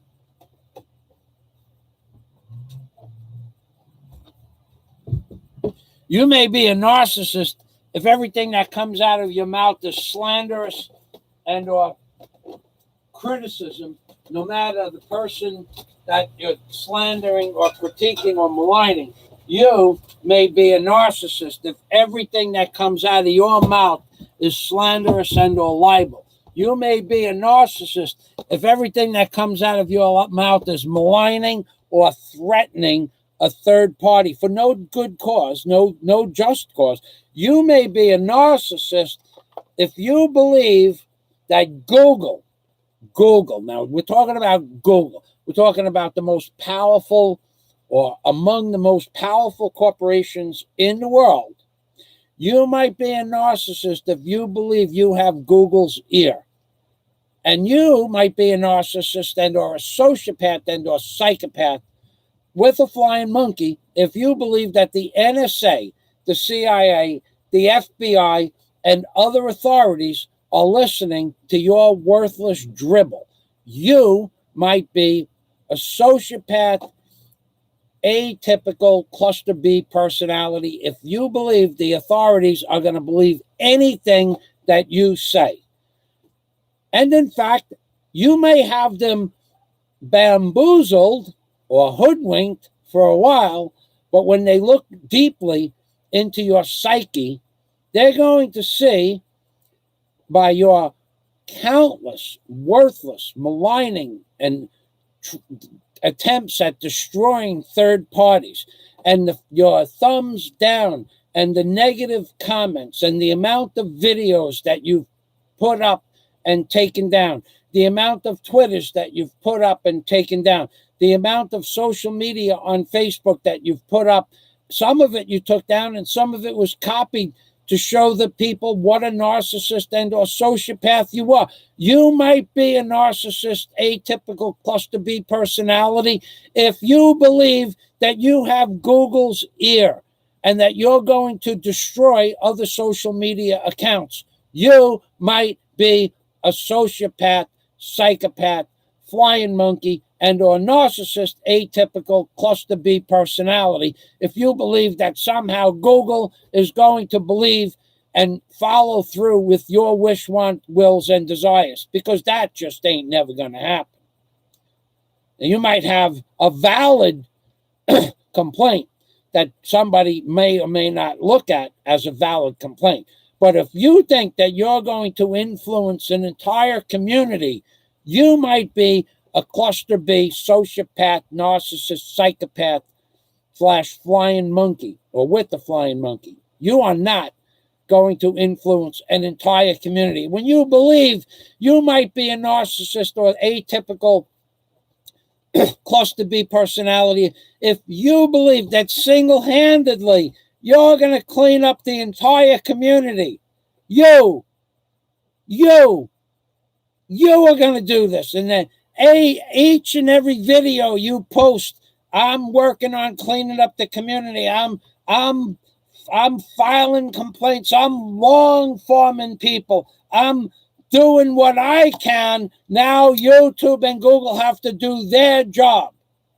Well, maybe they're doing their job and they just don't like what you have to say, which makes you an atypical sociopath, psychopath, narcissist with a flying monkey. You might be a narcissist if you believe that you control or have control over what Google does. Oh my God. All right, next topic. Let's go back to the comments now.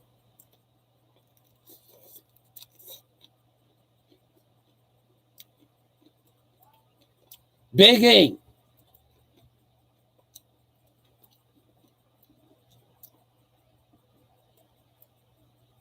That's right, Big E. I'm sorry I didn't see that comment before.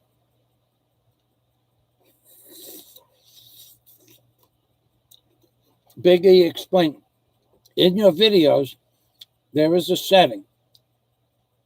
I got 100s of bad comments and held them and only released those I wanted. Okay, I know what you're talking about. All right. I know where the comments, the ones that are spammed and held for review. Thank you, Big E. I'll check out your channel when I'm done. Thank you very much. Big E says, I hope any and all feuding that you and whomever you are referring to could come to a peaceful end, and if not, block and next them. Block them. That's the no contact. That's the other option. Of course, that's always an option. Thank you, Big E. All right, going back to my comments. I only got like 2 more comments, and then I'm going to end this. It was starting to rain. That's why I came in, but now the sun is out. You may be a narcissist and or a sociopath and or psychopath if you believe it's your duty to patrol the internet and shut down channels you don't agree with. That I can't even believe. That is the epitome of narcissism. That people on the Facebook and people that have Twitter accounts and have differing opinions from you, or this is typically what a narcissist will do. A narcissist will go to somebody and try to recruit them as a friend, what is known as supply. Then, what the narcissist does is they recruit that person as a friend, and they gain the supply that they need in the form of, for their ego. Then what happens is eventually this person, unsuspecting typically, realizes that they're dealing with somebody that they just don't like. somebody that they just don't know what it is about that person, but they know something about that person they don't like, and the person stops interaction with the atypical cluster B personality. So now the person or persons that the cluster B personality recruited as a friend, fake friend, for friend, as for that matter, and now all of a sudden they have a supply, and that supply is taken away. What the narcissist will do is do everything in the narcissist and or sociopath or psychopath's power with his flying monkey at his side. The narcissist will destroy his new friend somehow. That's what happens every time. They'll destroy their old friend also. They might say something about their old friend that's not true. They might say the most egregious things that you've ever heard in your entire life about a man or a woman from their past that knew them personally. They'll say the most outlandish things, like when a cluster B personality said that Michael Fazio has flesh-eating bacteria all over his body, and Daisy May left him because she was in fear for her life that she would have flesh-eating bacteria. When that narcissist and or sociopath said that, and it wasn't true, that is a prime example of what a narcissist, how far a narcissist will go. All I had was a foot infection. It wasn't flesh-eating bacteria. That was proven 100 times over, and yet even after there was video after video of hospital tests and results, it was not flesh-eating bacteria. The sociopath slash psychopath slash atypical cluster B personality went on and on for months that Michael Fazio has flesh-eating bacteria on his person, and that's why Daisy May left him for another man. That's what sociopaths do. Not going to change that. You should just be aware of it. So, next comment.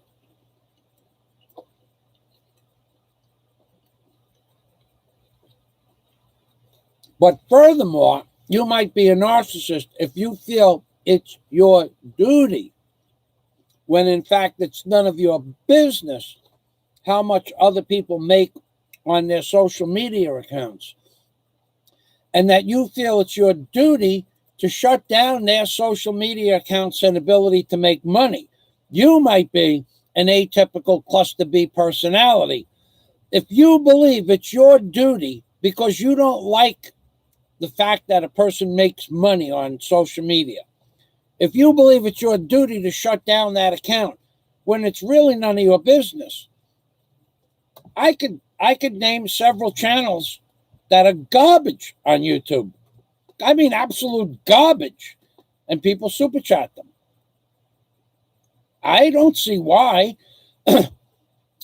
Basically, those channels just mention a person's name. Oh, it's Marie from Kentucky, or it's Joe from Tuckahoe, or it's Bobby from, Michigan University, blah, blah, blah. And Bobby sends them $2. And then Mary wants to hear her name, Mary from the Virgin State. And she wants to hear her name, so she sends them $2. And another person they mentioned, these people come to a guy's channel, all he does is say, hi, Mary, hi, Joe, hi, Robert, hi, Tom, hi, and hi, and that's all he does. He doesn't talk about anything. He has no topic matter. His channel videos are basically worthless, and the information he portrays is not accurate, but people want to hear their names, so they send him money. But you might be a narcissist, atypical / sociopath, psychopath, narcissist with a flying monkey. If you believe it's your duty to shut down their channels because you don't think their channel is worthy of super chat. Now, I just said there's a lot of channels out there that are total garbage. Right? But my choice is just don't watch them. You're, as a sociopath, atypical cluster B personality / narcissist with a flying monkey at your side, your idea of the correct path in life is to remove their channel from social media with the ulterior motive that if there are less channels collecting, if there are less channels collecting super chat or stickers or volunteered money, if there are less channels out there, there's more potential income for you. When in fact, your income is zero. So all somebody has to do is get $2 on a social media account, and they earn more money than you did in the last 3 years because you have no valued content according to people that give super chat money.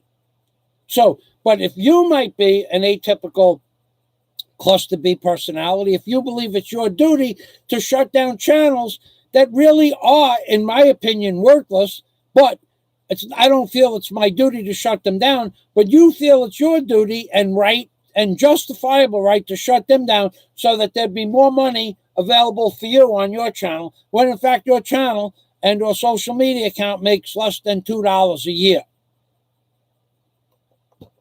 That's what the atypical cluster B personality does. That's what they do. I'm almost done. Imagine that. I mean, I am done. All right, I'll take some comments, and then I'm gonna go out and finish building something.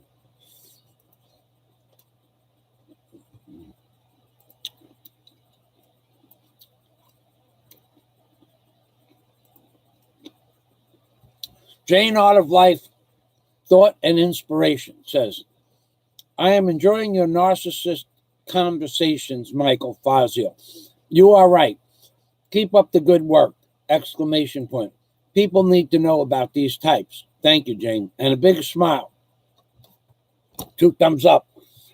And then I'll tell you what's up with Warren H right now. Also, people are watching. As soon as I read Scott Del Fuego's comment, I'm going to give you an update on Warren H.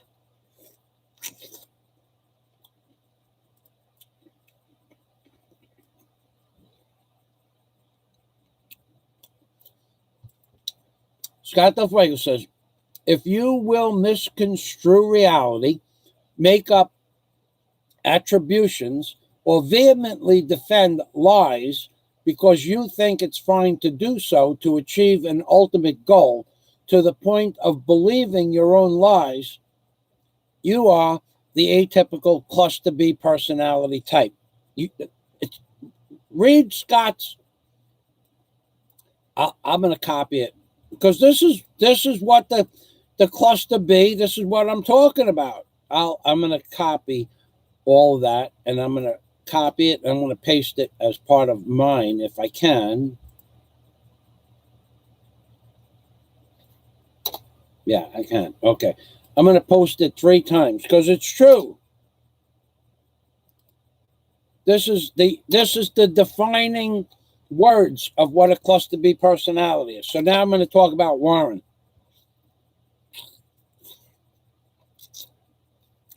Warren H, as of this morning, as of 11 o'clock this morning, Australian time, 7 o'clock this morning, Philippines time, is in an ICU unit in a cancer ward because of low blood pressure. His blood pressure was so low that they couldn't read it. Now, on the 21st of December, he went into the ICU unit for 8 days for low blood pressure. He had a bad reaction to a chemotherapy treatment. They gave him too much chemotherapy, and it destroyed his. He was sick, very sick from the chemicals and low blood pressure. Again, his blood pressure was, he said, so low they couldn't read it. Okay, so that was like December 21st. So he came out Christmas for a few hours. They let him out to do some stuff on his computer because there's no electronics in the ICU. Then he went back in. And then I heard from him New Year's Day at my time, 4 o'clock in the morning, his time, 8 o'clock in the morning. And he said he was going to get released he didn't think he was going back into ICU, but the nurse came in and said, breakfast time, his time, 8 a.m., that they wanted him into the testing part of the hospital. So 8 o'clock New Year's Day, he went back for some testing and went back into ICU. Now, since New Year's Day until this morning at 11 o'clock Australian time, I got a message at 11 o'clock Australian time that he was going to be released from the ICU today. And again, he was in there because of low blood pressure. So what I'm going to do now is I'm going to open up my Skype and see if I can get Warren on. But I don't think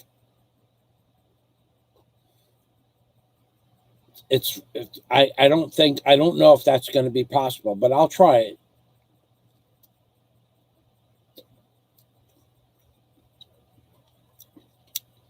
But when he was out for the few hours, I made a video of him playing music.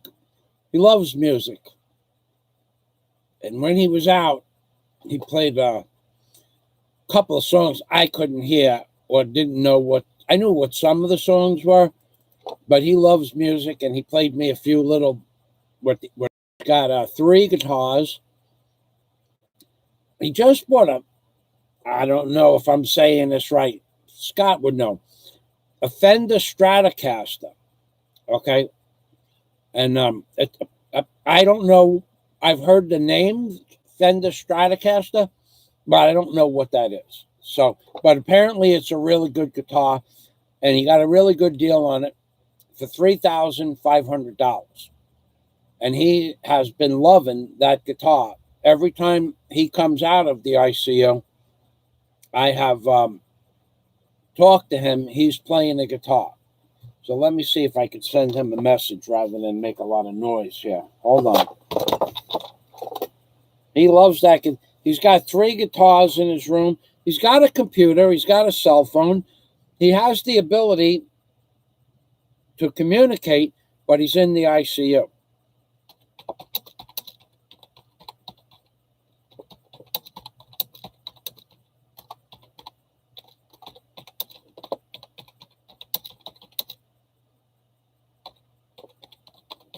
Are you available? People want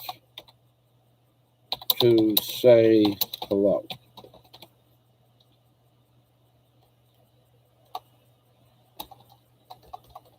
Okay, so are you available? I'm on live stream and people want to say hello. All right. So we'll see. We'll see if he answers, because it shows that he's available, but it's been showing he's available because his computer and his Android are turned on. So the nurse hears the ringing of the live of the Skype, but he can't. So Warren originally was told he was going to be in the hospital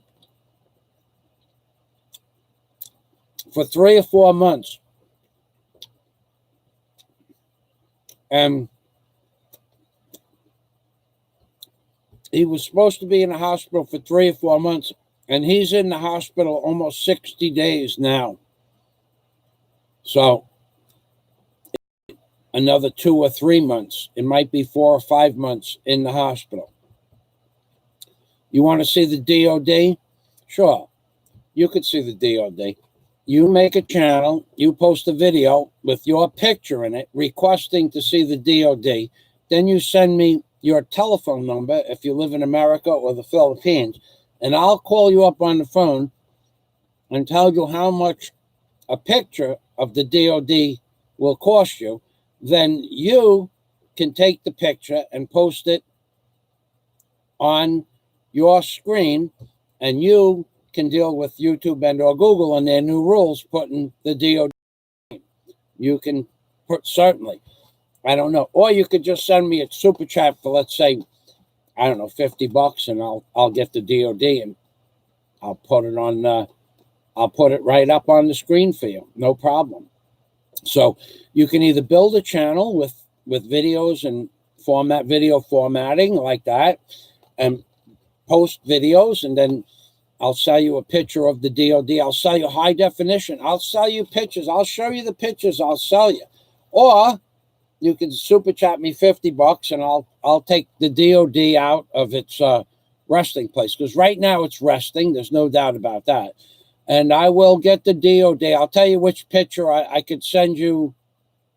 I really can't. I don't know if I could do that. Hold on a minute. There's some pictures I can show you on YouTube with the DOD, and pictures I can't, actually. So we'll go to my low resolution pictures, but I'll give you high definition. I won't give you any of these low resolution pictures.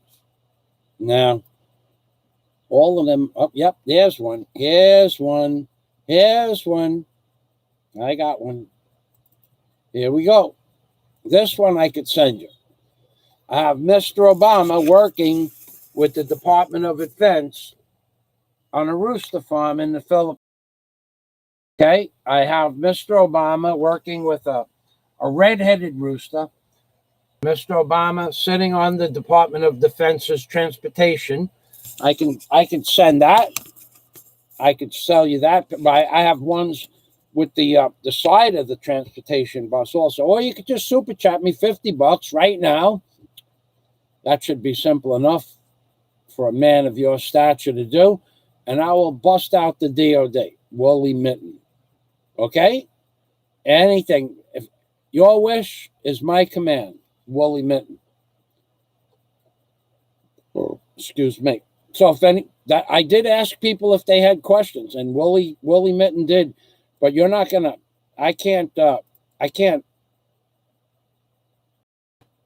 Woolly Mitten, if I published my book in hard copy, it would cost about $2,000 for a 1,990-page book in hard copy, hardcover. Yeah, you need a hard copy. So what you came here to do is to change the topic. So I made a mistake. I said anybody has a question, and you asked the question. I put my foot in it. Yep, you're a troll. You have 2 subscribers. You have a picture of an owl. No video content. This is what a troll looks like, folks. Woolly Mitten. 2 subscribers. Nothing on the home. Nothing on the videos.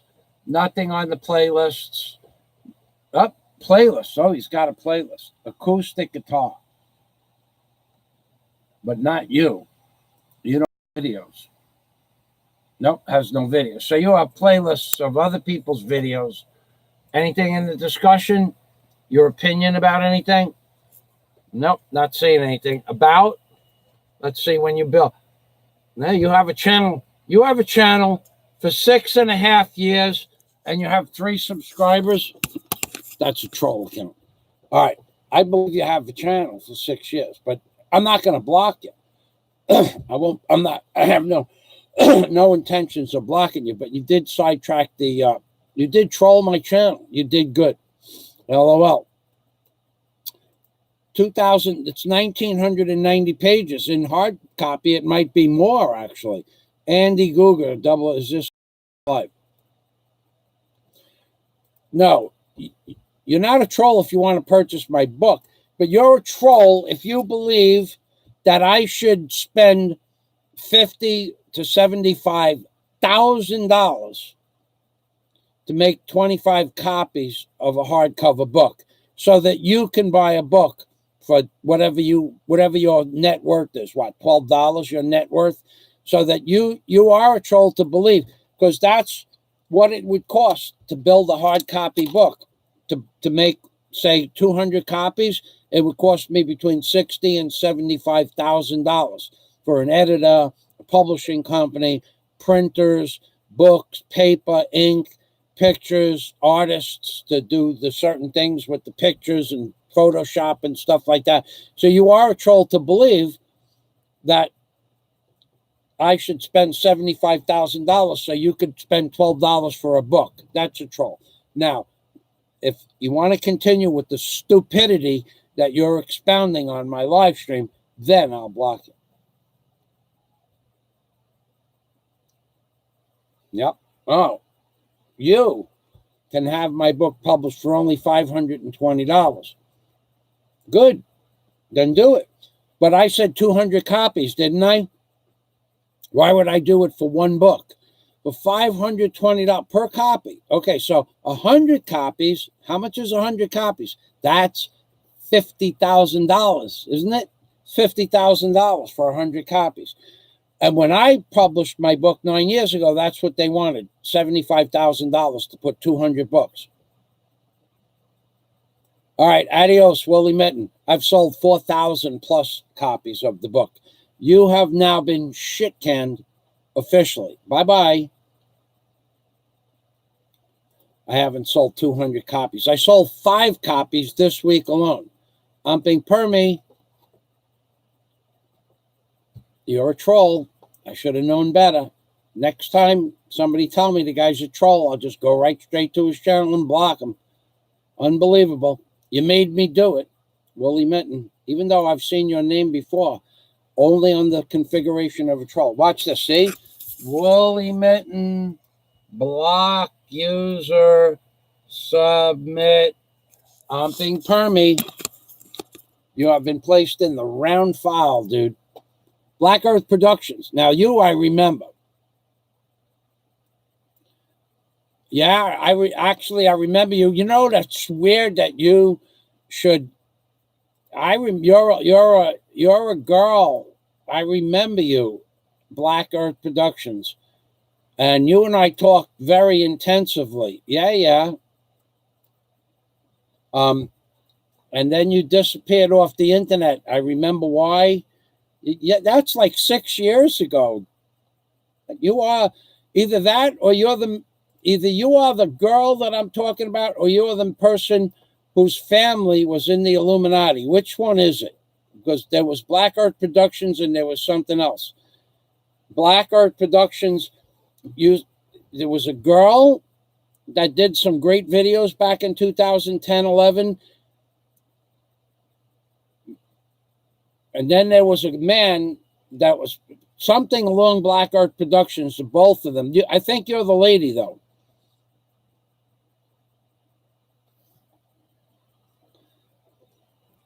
Sarah Bandit. It's on my home page, Sarah Bandit. It's I'll give you the link. Hold on.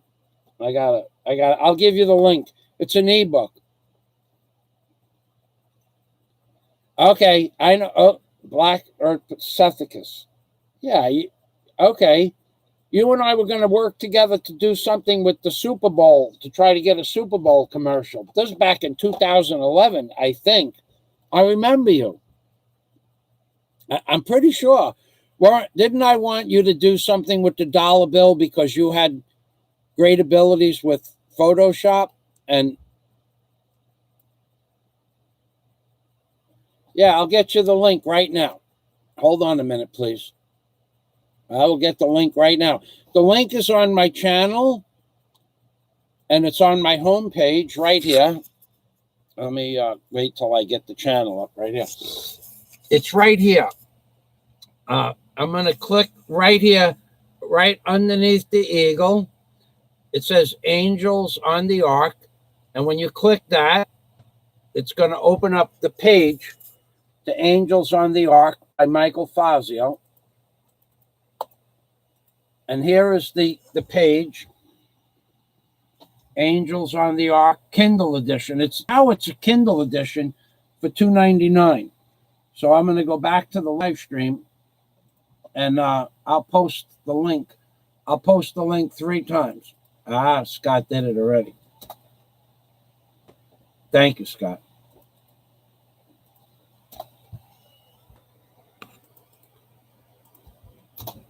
Yeah.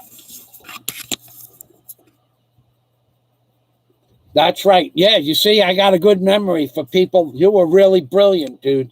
I remember you. I remember the whole conversation about why you had to get off YouTube and about the history of your family. I remember the whole thing. Thanks for Happy New Year. I live in the Philippines now, Black Earth Production. I live in a beautiful place on an island in the Philippines. It never gets cold. It never snows. Rains a lot around this time of the year, but no crime. I said I was going there. Yeah, actually, it goes back. Oh God, it goes back. Yeah, I did it. You're going back into 2010, 11, 12, because I moved the first week of 2014, but that was long after you and I lost contact with one another. So you and I go back, oh God, we go back 8 years, 9 years. Pretty cool that you stopped by today, because the beginning of this dissertation was about, maybe you could confirm this better than anybody, satanic and demonic possession was the first half hour of this show. So, and you and I had in-depth conversations of how the pictographs were placed on the dollar bill, and how we both agreed it could not have been done by anything human. And I do remember that. So that you would understand.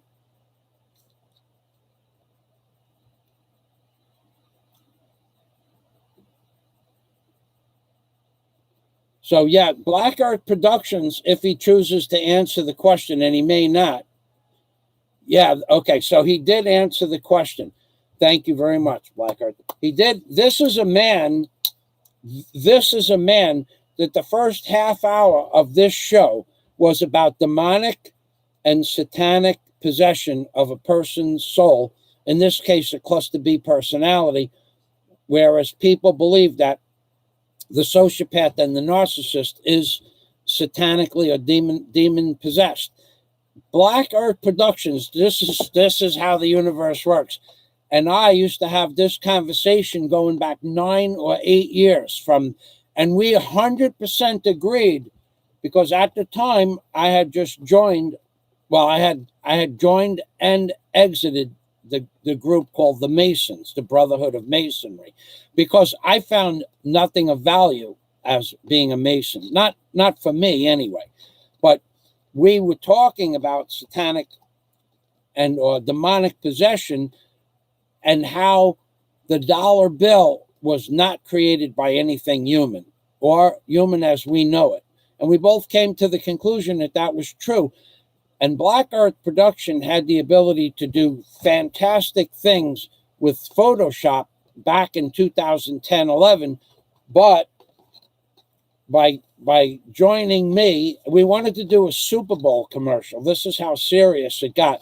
And I had laid it all out, how I wanted certain things to happen, and only like a 30-second video. I had the ideas what to do. He had the ability to do it, but he said, no, I'm not going to do that. Because if it would have worked out, it would interfere with his life drastically. Me, I didn't care about whether or not it interfered with my life, because I don't care about stuff like that, but he did. So he chose not to do it, said very nicely, we departed ways. There was no animosity. There was no anger. He explained to me that it would be best if he didn't get involved with me on a project like that. And he didn't do it, and I forgot all about it. But yeah, but demonic possession and satanic possession, we agreed on. Everybody that understands anything about the psychic world, or Jesus, or Muhammad, or Allah, or Buddha, or Lao Tse, anybody that understands love and light understands that the opposite also exists, and that it's possible. I'll go one step further.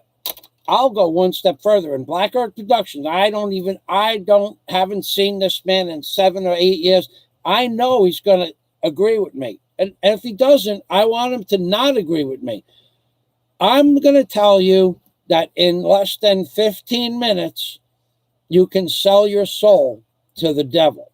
I'm going to tell you that. And I'm going to tell you it's real. And I'm going to tell you, you may or may not be chosen to have your soul taken. You might be some worthless entity on the bottom of the barrel that this demonic energy doesn't even want to be part of, because you have no potential to make it grow. But people that have potential, people that have greatness in their lineage, in their future, in their goals and in their sights and in their abilities, people that have greatness, Satan and or the devil will take possession of your soul all and every time you ask it to do so. So if basically demonic possession happens arbitrarily, but it also happens intentionally. I didn't want to say that in the beginning, but I'm telling you now, there are proven methods in which to file or chant a word phrase that will bring satanic forces to yourself. We're not talking about Ouija board shit now. We're talking about the real thing. We're talking about an energy that you will feel enter your persona, your body, your soul, and it will suck the life out of you, but it will give you things that you want in return. But it will be a temporary high, so to speak. So Black Earth Production, I am sure, without reading the comments, I'm sure he would agree. Black Earth Production says, yes, we agree on that. It's no joke. That's in regards to satanic possession. Yes, you can sell your soul. Carl Chameleon says it's true. Black Earth Productions says, I did go AWOL for a number of years before I came back on public in 2016. Black Earth Productions says, all these things in context to the narcissist sociopath encryptions are real. Okay, so this is in the beginning of this live stream, I said for the first half hour, I will show you a page, but this is not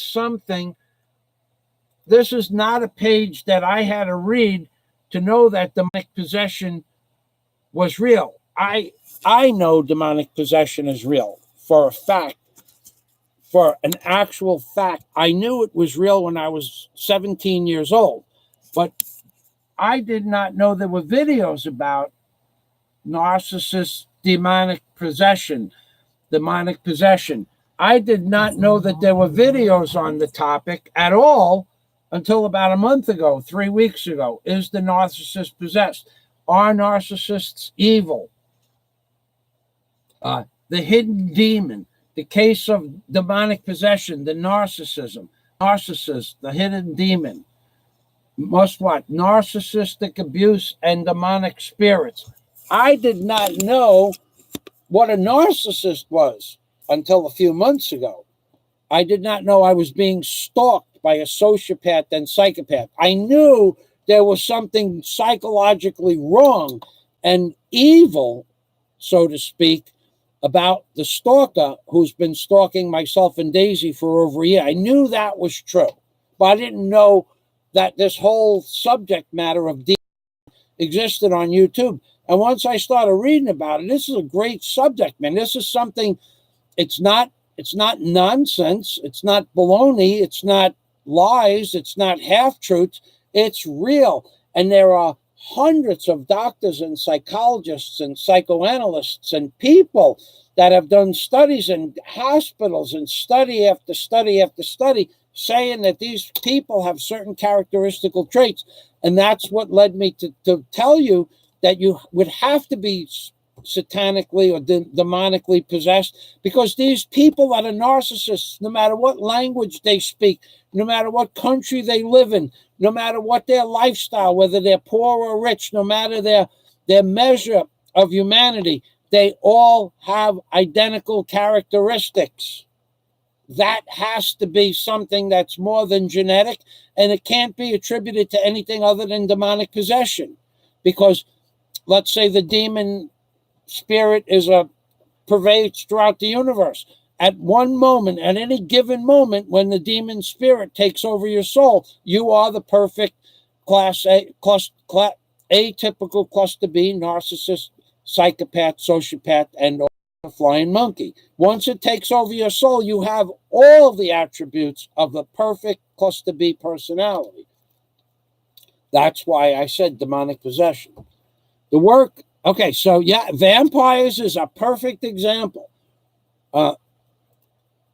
So Blackguard says all these things in context to narcissistic / sociopathic encryptions are real. A show on how to protect from negative entities and how to be guided by positive forces would be interesting. Says Scott Del Fuego. Well, it's not complicated, Scott. You just have to mentally choose to not to subjugate the demon possession using a higher power, and in some cases prayer to whatever God you believe in too, by the way. It doesn't have to be Jesus. Okay, now Jesus is just the prime example, but Jesus is just an example of what God would be if God existed on earth. And so is Buddha and Muhammad and Allah and Lao Tse and the Hindu philosophy, Gandhi. All of those people are representations of the love and light of the universe. So you can just pray, or you could pray to a rock and say, keep this demon, get behind me. It's something in the Bible says, get behind me. Jesus says, Satan, get behind me. Because Satan was offering him all of the worldly possessions while he was on some mountain somewhere. And he said, get behind me. In other words, I am in charge of this mountain. So you can, it's real simple to deny Satan or the demonic forces of the universe well, it's a little bit more complicated to deny those forces than it is to get those powers. And anybody can achieve demonic possession relatively easy. But like I said, if you're a pimple on the earth's ass, you probably won't be, the demonic possession won't be interested in you. You could be a minor player, like a sociopath or a narcissist with no power. But if you are one with demonic possession, you have all and every trait of a sociopath, narcissist, psychopath. With flying monkeys, you have them because you have been put into a place where all of these things are at your hand, and you have been subjugated to demonic forces. It's not just my opinion, it's the opinion of thousands of people in this world that have studied this, going back to Blackguard Productions. Blackguard Productions says the work of vampires for the parasite. So yes, so the concept of vampirism is parasitic in nature. But on a spiritual level, it goes deeper than that. But vampirism was just a way, and vampirism is real. Some people really believe they should drink blood, and they've really done that in the past. But vampirism is parasitic in nature, and so is demonic possession, because they can't achieve flesh and bones. They demonically possess, a Twitter account guy or a Facebook account or something like that. It happens. Okay. To feast the work of vampires for parasitic nature, to feast upon life force energy, genetics, and key codes of the consciousness. And which goes to what I was saying before, that if you have great potential in life and you want to sell your soul, I could give you a name. I could give you a name that I saw in a vision of a person that is one of the most powerful people in New York City. And I knew this person when they were born. I was their brother's friend. And this person sold his soul to Satan itself. And I was witness to some of the things this person did. And on the outward appearance, he's one of the more powerful people that live in New York City. But I know him to be demonically possessed. And how I know this is because in the spirit world, I befriended a person in the spirit world that used to train me in spiritual things. And he actually explained to me and then brought me to the ritual that this person was selling their soul to the Satan. And I observed it from in the spirit world, and I observed it, and then I watched this person become one of the most powerful people in all of New York City. That's how I know it's real.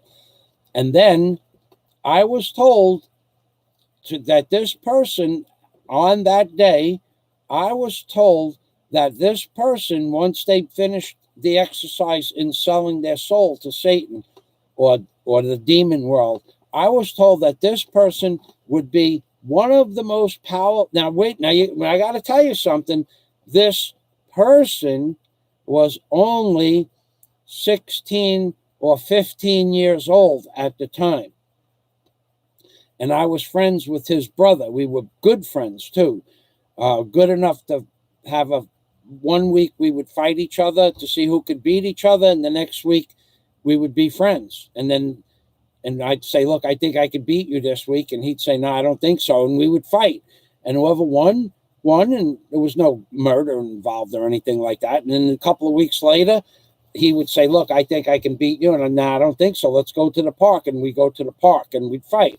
And we did this for probably the whole summer until we both realized that 1 week he was going to win and 1 week, and we were monkeyed up. My father would say, Mike, what happened? I said, I had a fight, such and such, George again. And he goes, well, who won? I'm glad he won. And he goes, well, next time you kick his ass. And then the next week I would win, and then the next week he would win, and then another week he would win, and another week he would win. And I go, I think I can beat. We were both only this is in our freshman year of high school. We were both only 107 pounds, and we used to slap the heck out of each other. But anyway, he had a younger brother, and I was told that younger brother, and showed that younger brother, when we were much older, I was 22 years old, so the brother was about 16. I was showed the ceremony in a vision in the spirit world of this person selling his soul to Satan. And I was told at the same time on the same day that this person would become one of the most powerful people in New York, and he is one of the most powerful people in New York City, probably New York State, maybe one of the most powerful people in the United States. And I watched him sell his soul. Yep. I have to get some crocodile tears. So if you don't believe it's real, you can read up on it. Now let's go to the live. Steve Montelli, I got something to say to you, Steve. Something good. I have to agree with you about how many complications you're having with meeting women. Hold on a minute. Let me read Black Earth Productions, because we're on a train of thought. Our power and magic has more force within the circle of the magician if you learn how to tap it. Once you reach a certain level, the dark ones cannot do anything to stop you in alignment. Okay, so that is a white witchcraft ceremony, that there's a circle that you draw on the floor, and you draw power from each other, and the Indians have the same rights. You form a protective circle. When I first wrote my book, the head of the Indian nation, of the tribes of all the Indians in the United States, called me up on the phone and said, we have placed a blessing on you, that you maintain health and happiness, and that you're not possessed, or that no harm comes to you. This is the head of all the Indian nations of the United States, calls me up on the phone to tell me that because of my book and the fact that I showed people that an inverted dollar bill had an Indian on it, that an inverted dollar bill had an Indian on it, that an inverted dollar bill had an Indian on it, that an inverted dollar bill had an Indian on it. Where's my dollar bill? Gone. Somebody stole my dollar bill. That an inverted dollar bill had an Indian on it. Here it is. that this is actually, this is an eagle, but the whole book has a whole chapter, many chapters, on how if you turn this eagle upside down, it becomes an Indian war chief or an Indian chief with feathers that flow down to the ground, and a bough of olive branch becomes the bow, and 13 arrows are in the sinister claw, and the bow is in the dexter claw. And because of that chapter of my book, the Indian Council of Indians for all of America, all the American Indians, they bought in a cluster of 12 books and eventually 30 books, ebooks, to give the people of the Indian nation as gifts for them to read about that part of the book I wrote where the Indian war chief was in. And they realized at that point that I had special power and that I was in the possibility that dark forces wanted to do harm to me because of my book. And they prayed, and they created a ceremony just for Michael Fazio. So this is real, this power of demonic forces and possession. It's real. It's not fake. It's an actual physical thing. So Black Art Production is saying that they have circles, that groupings of people will form a circle, that no evil force can enter into the circle or harm anybody in the inner circle. That's real. Okay. Now, do I have an inner circle? Well, I do, from the Indians back on probably April 30th or around there. They contacted me of 2010. I do have a force guiding me. Fact that I got ran over by a jet ski and I turned around 1 second before the jet ski would have killed me in order to duck my head, that is a protective force around my persona. Now, is it possible to kill somebody in a protective force? Of course it is, but it's less likely. And it's less likely that the forces of darkness or evil will get to them. Anything can happen. But so Black Art Productions is just confirming that these forces are real and that some people have power circles. And there's also power circles for evil. There are also warlocks and real witches. I met the most powerful warlock in Florida, and I talked to him he owns a junk shop where they sold spells and spices and magic rituals and stuff like that. It was a witch shop where they sold witch stuff, everything. They sold brooms, they sold magic spells, they sold witchcraft books. And him and I talked, and we went out and sat down we went out and had pizza, and I knew who he was when Terry introduced me to him. And after talking to him for about an hour and a half or 2 hours, I said to him, Terry thinks that was Bip, my first girlfriend. Bip thinks that you could put a spell on me and cause me harm if I don't stay with her and follow what she wants me to do here in Florida, because I didn't love her anymore. This was going 13 years after we broke up. And he said, no, probably not possible. I said, why? He goes, you have one of the strongest auras and or personas that I have ever seen in my life. Nobody could put a spell on you. That's what he said to me. It wouldn't be unless you allowed it. He added that. Unless I allowed the spell to be put on me, nobody could. And I would have to allow it by believing that they had power over me. I don't believe it. So he said there's no, and he was the go-to guy for warlocks, real witches, black magic in Florida. And that's what he said. Now, she had a freaking ritual set up in her bedroom. When I walked into her bedroom, I'm going, geez, Bip, what the hell? She had candles. She had a circle on the floor. It was like one step up off the floor. The altar was right at the foot of her bed, facing her bed. The whole bed was set up with purple and crimson and black and candles everywhere, lit candles all day long. And I'm going, what is going on here? She goes, this is how I control people. And I said, here, you want some hair? I cut some hair off here. You want to think you could control me like last time? Because when we were 17, she was into this witch and warlock witchcraft crap. And she couldn't control me then. She goes, I'll have the warlock put a spell on you. And I go, yeah, bring me, because I was living in her house. Bring me to this guy's house. Bring me to his house. Well, he had a shop. He had a real witch's shop. We talked. We had pizza. He paid. I had a good time. We had a couple of laughs. He goes, no, not you, Mike. You're more powerful than you know. And that was the end of the conversation. And then a few days later, I left. So we'll read Black Art Production. Our power, and now he's saying our power because he's part of a group of people from what would probably be known as light workers, okay, the good guys. Our power of magic has more force within the circle of the magician if you learn how to tap it. Once you reach a certain level, the dark ones cannot do anything to stop you in alignment. Scott Del Fuego says, you know so much information about the metaphysical. I just learned the Great Pyramid originally was encased with white limestone with gold-covered top. I include that as I don't believe it's man-made. No.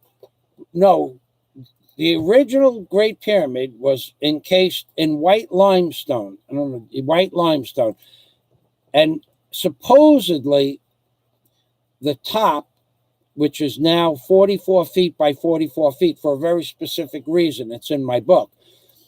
That was supposed to be a separate item, gold covered, that energy flowed to and upwards, out from the earth and upwards. But you could also, proving that the earth is flat, you could also see that gold ornament at the top of the Great Pyramid from as far as 90 miles away when the sun glittered on it. So that was something also that was been proven that it exists in books, but the government don't want you to know that. They don't teach it in school. They don't even teach it in college. So the Black Art Production says, I had to fight this stuff in light.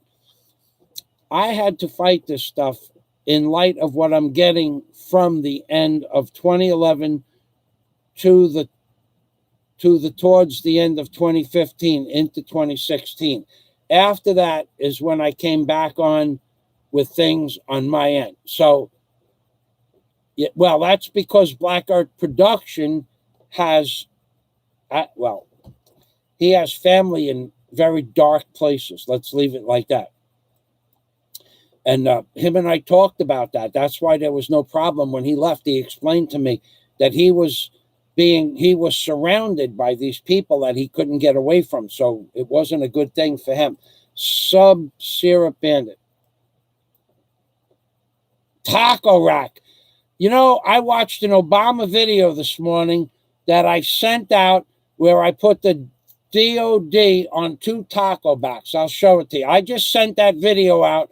For the first time, I sent it out. Hey, Nick. Yeah, I remember you, Nick. Yeah, I'm going to show you my out mail, but I don't know that I want to show you my... I'm going to show you the... I just sent it out. I can't... Just posted it this morning.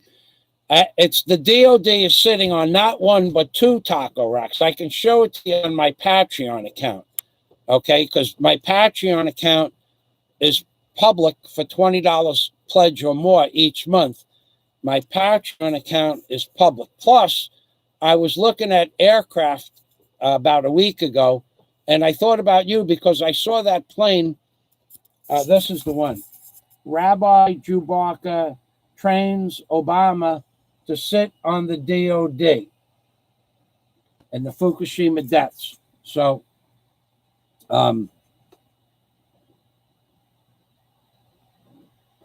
that's the video I just sent out this morning. And at the end of the video, I talk about that the DOD is too big for just 1 taco rack. So I set it on 2 taco racks. So now I talked about demonic possession, and Black Art Productions, who is well aware, and we've been friends for 8 years, knows about demonic possession. And this morning, right here, January 4th at 8:46, in this video that's private, it's only at the $20 or above level of my I'll show you the homepage of my. It's only at the $20 or above level, because certain videos I just won't post for free. I'm not going to post them for sure. But and then I said to myself, that's twice. Last week I'm looking at airplanes and saw the airplane that you and I talked about that cost $103,000 US. That's the one you wanted, and the one I wanted cost $9,000. So that's twice that happened today. So let's see my posts. Let's see. I want to show it to you because I just did show it to you, but this should pop up, Nicholas. And two that I saw, not one, and I was laughing my ass off because when I saw the two taco racks together, I thought about you and our past history. All right, so let's see if I can find it. No. It's not. It's hard to find it when you're not. Okay. Oh yeah, here it is, right here. Yeah, here it is, right here. Show the link. Yeah, I got it. Hold on. It's the last video I posted just this morning. At got it. Hold on. It's hard to get this page adjusted. Okay. January 4th at 8:40 a.m. Rabbi Jew Barker's Congress of the Scumbomination and Muslim Brotherhood in the White House. And that's only at the $20 level. So somebody would have to subscribe to the $20 level and pay $20 to see that video. But I also have 700 videos from three to I have some $100 pledges and some $50 pledges and some $20 pledges. So Nick, if you want to see that video, you could I don't know, give me $5,000, because I know by now you must be filthy rich from selling taco racks. So $5,000 should do it. And don't try to chisel me, and by becoming a $20 member of my Patreon account, chisel me out of $4,980. I'll have none of that. So Merry Christmas, Nick, and Happy New Year. And actually, I saw that it was your birthday on your birthday in another place. And hold on, let me see if I can find my page again. Yeah, I can. Hold on, Nick. All right, so I'm going to go back to. So you are now Sarah Bandit, the inventor of the taco rack. Welcome to the machine, Nicholas. I live in the Philippines now. I'll be buying. I hope to be buying that. I hope as soon as my hotel is done, I'm building a little hotel here.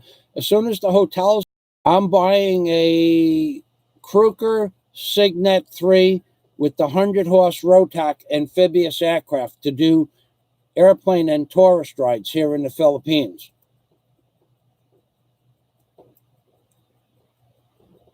Lefty all around. Welcome to the machine, Lefty. Glad to hear you got some spiritual in you from the native. That guy was, and when he was so serious, and at the time that he called me up, he ordered, you could only order one book at a time, but his group ordered 12 books that day, and at the time the book was $12.99. So he gave me a $150 order, but over the course of the next few months, they bought 30 books. And Michael, the Indian chief I never spoke with again until maybe 2 months later, when they just said that you're going to be okay. But then they had an intermediary named Michael, who was Indian and American, like a real American, a white man and an Indian, who was the leader of their focus group of the Indian nation. He was the intermediary between the Indians and whatever government agencies America had. So Michael and I spoke for many months, and then and we just lost track. Well, actually, I lost my channel, so it was about 2 years, and then my channel got taken down, and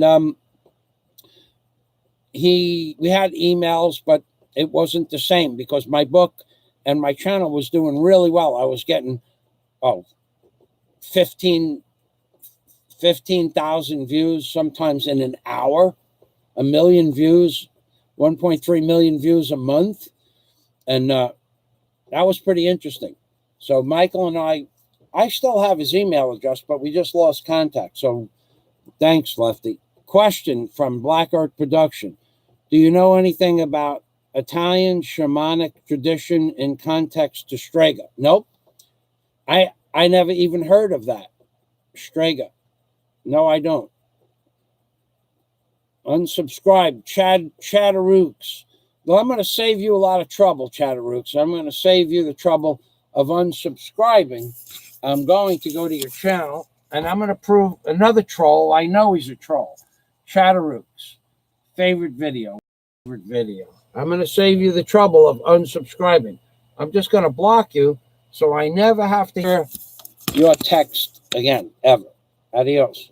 Have a nice life. If you don't believe this stuff is real, that's because you're, in my opinion, Chatterooks. Let's see. What could I say that's very nice? In my opinion, if you don't believe what I'm talking about, you might be dumber than dirt. Okay? In my opinion. Chatterooks. Umping Permi, which means goodbye in Visaya. Umping Permi. I don't get involved with that spiritual stuff much anymore. Italian shamanic tradition. Plus, I'm the only Italian in the Philippines. But I guess you could learn. But I am between what I do spiritually and my meditations, I'm good. Really, I'm good. One thing I do not ever do anymore is I become part of no group or organization. None. Zero. The Masons tried to get me to go back into Masonry. I met with some people that have actual address for the Illuminati. I met with them one day, and they wanted me to come and check out some of their work, like they called it a workshop. I declined. I don't have anything to do with any group or organization. I don't read about that stuff anymore. I don't feel spiritually challenged, and I haven't in, I don't know. I was never afraid of what was going to happen when I published my book. I was never afraid of publishing what's on the dollar bill. As you well know, I was never afraid of any of that stuff. So I don't care. And they know I don't care. And like, I don't care about these cluster B personalities that attack me and have stalked me. I don't care about that either. I just don't care. That's not part of my nature to care about things like that. C'est la vie, as they say. So, yeah, you could. I'll check it out. I'll write it down. I'm even gonna copy it. I'm gonna copy it. That Black Earth Productions. Then I'm gonna go to my page where I have 3 things now that I'm going to check out. Okay. Right there. And I'll paste it. And I'll post that in yellow. All right. So Black Earth. I'll check it out. I mean, I'll read about it simply for the fact to learn about it. I might even do a video on it one day, but I won't. If it's any kind of group therapy where I have friends of mine that are very, very world famous and renowned, world renowned. Okay. If I mention the name of the person that I'm talking about, not one, but a few, but if I mention one particular name, you say, no, you don't know that guy. He's not your friend. Yeah, he's my friend. I go and have dinner with occasion. He comes out. We go out for dinner on occasion, and we're friends for 3.5 years now. Yeah, he's my friend. But they would say, no way you could be friends with that guy. And he wanted me to come to his seminars on a regular basis about love and light and the power of the mind and how to control your inner forces and stuff like that. I said, I don't need that stuff, man. I said, he's going, but I could see you. You could see whatever you want in me, but but I don't need to sit here and think that you're my idol. I like you, and I'll be your friend as long as you don't try to impose your will on me. But you have some issues when it comes to dealing with people. Because he's so famous and world renowned, he believes everybody's at his beck and call. And he's a nice guy. I mean, don't get me wrong, we're friends. I mean, believe me when I tell you we're friends. But he's a very powerful guy, and he believes people should do what he says when they say it. And I'm not like that. And when I disobeyed his wishes once, I said, look, dude, I'm doing a job with you. You want to do it your way, you do it alone. I'm out of here. And left. And that was it. We were done. And we're still friends because we were friends before that, and we were friends after that. We're just not such good friends. But when somebody tries to imply their mindset on me, where it only benefits them, and that's what I saw it starting to happen. It was more beneficial to them for me to go over there with my tools and do work than it was for me, economically speaking. I'm done with that. And he got upset because there was a lot more work he wanted done. He's going, all right. Just come over with a chainsaw. Just come over with your chainsaw. You and Daisy just come over and help us like you did last year. And I'm going, no, we're done with that. We're done with that. In fact, if you want me to come over, it'll cost you 2,500 pesos an hour for me and Daisy to come and help you. And he goes, I'm not going to pay you that. I can get Filipinos to work for 100 pesos an hour. There you go. There you go. I just solved your problem for you. But he can't get Filipinos that know what I know and will do what I can do with a chainsaw in a day. Well, he probably can. But those Filipinos are going to cost him probably 1,000 pesos an hour. A good chainsaw man. But I wasn't charging him anything for my chainsaw work. That's what he wanted to continue. You work for me for free, and at lunchtime we'll get some roasted chicken, 2 roasted chickens for 4 of us. And A was his girlfriend. A will make some fresh salad from the garden. Well, no thanks. I'm done with that.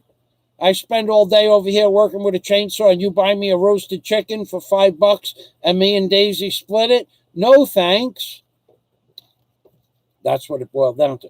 So powerful people have a tendency to abuse their power, and I don't allow any. And if I would have joined his little contention of people that follow him around like little puppy dogs, then I would be one of his gophers, and I'd be working for him at his back for free with a chainsaw all day in a forest. Help me do this, help me do that. No, thank you. No, thanks. And I had to bring my own fuel for my own chainsaw because his chainsaw, he never had fuel. Every time I went there, his chainsaw was empty and I had fuel because I don't put somebody else's fuel in my chainsaw. And he knew that. So he would wait for me to come and fill up his chainsaw when I got there. Plus, he didn't have a chainsaw sharpener. So every time his chainsaw got dull, he'd call me up to come over and work with him with his chainsaw, and I would sharpen his chainsaw. You think it's small things, but by the time I get dressed and put my work clothes on and go there and work with him for 3 or 4 hours and sharpen his chainsaw for 20 minutes with my chainsaw sharpener, that's not. And then I get a free chicken for lunch, and I get to talk to one of the world's most famous people. No thanks. I'm going to go back to the comments now. See, they will abuse you.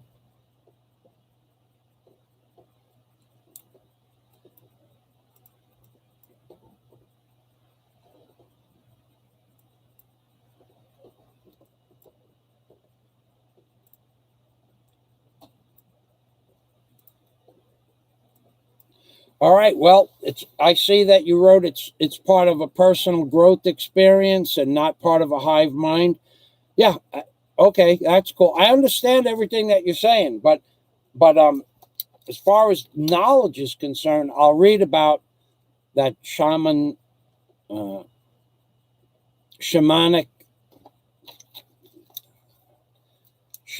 tradition in context with Strega. I'll read about that. Maybe I'll introduce it as part of a show. but I will not, if it's anything that where I have to contact anybody and depend on anybody else, I'm pretty independent. Here in the Philippines, I'm both mentally, physically, and financially, pretty much I'm okay. I don't need the assistance of the Masons who said, well, we can do wonderful. No, I don't want you to do wonderful things for me. I'm not interested. But you're a Mason. Yeah, I know. I'm a Mason. I know. And I know once a Mason, always a Mason. But I'm done with Masonry. They suck up. They are vampires when it comes to time. They suck up so much of your time. Come to the meeting. We're having a meeting at the hospital. We're going to do a donation, a pledge. We're going to have a charity collection. And I got to tell you, in Tavernier, the Masonic temple in Tavernier, what a joke, man. Everybody was an alcoholic except me. And one other guy. Everybody was an alcoholic, maximum alcoholic. We're talking about every single man and woman in the order was an alcoholic, maxed out alcohol. So drunk. They were one guy. I'll give you stories. How stupid the Master Mason. What the hell did they call him?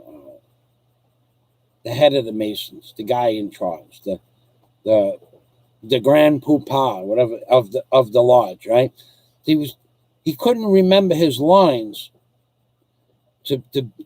In order to step up from one level to the other, you have to remember certain words and phrases and word phrases, and like ALB,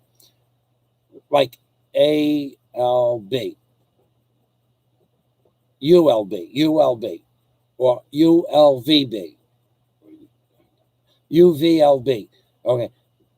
UVLB has a meaning. Okay. ULB. UVLB has a specific meaning. Okay, so you have to remember that stuff. Well, Joe, the idiot, was becoming the head poopah of the Masonic order in Tavernier, and he couldn't remember his words. And they had a guy standing behind him with a book whispering in his ear. But that's not allowed. That's not allowed. I had to remember my words and or catchphrases. And in fact, they wanted me to teach them. That's not allowed. I said to them, that's like, they go, shh, it's Joe. He's very sick. I'm going, you damn straight he's sick. He's sick to believe that he should be in charge and he can't remember his lines. But that was just one. So anyway, Joe was cooking at the barbecue one day, and they were cooking corn in a regular galvanized basin, like a wash basin where you wash clothes, maybe 30-gallon wash basin. They had a fire underneath, and I'm going, it's going to taste like galvanized metal. That's okay. I'm not eating that crap. And then, instead of feeding everybody the steaks, that we had one of those big trucks come in with the barbecue. Instead of feeding everybody the steaks as they were done, Joe didn't want to give anybody their steak and their corn or their food until all the steaks were cooked. And he overcooked 50, 60 steaks. I mean, burnt them. Way overcooked. The guy was an idiot. Couldn't tell him, I want mine rare. Yeah. And he cooked 50 or 60 steaks to where they were worthless eating.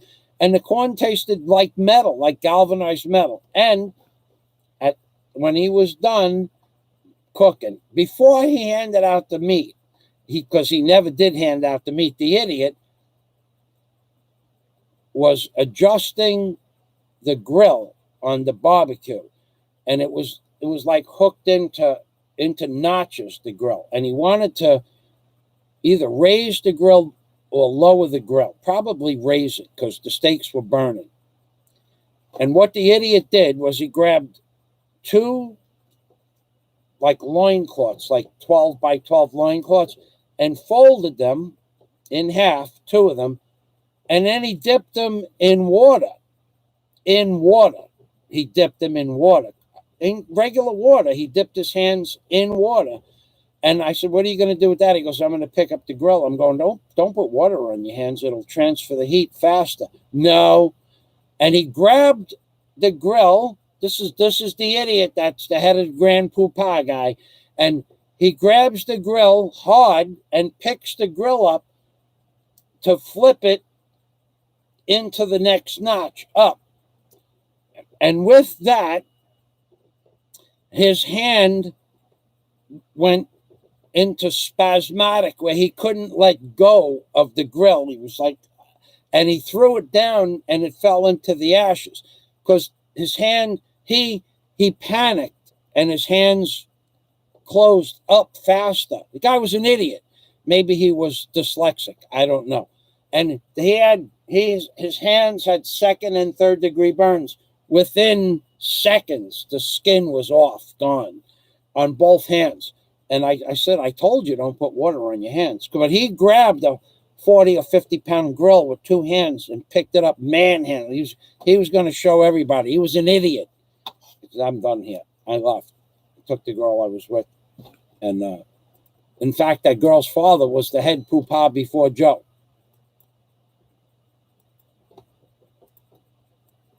The head of the lodge, of the Mystic Strung, yeah. The Blue Lodge, yeah, well, of course, it's all Blue Lodge. All right, well, the Blue Lodge is where everybody gets indoctrinated. I was raised in a Blue Lodge actually, it was Key West. Anyway, with that, anybody have any questions about Satanism, demonic possession, narcissists, sociopaths, and the no contact rule? Black Earth, thanks for your Gillard hands. Gillard.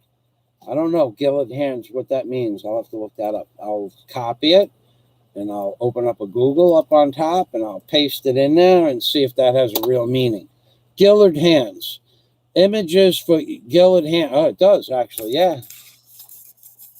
Wow, cool.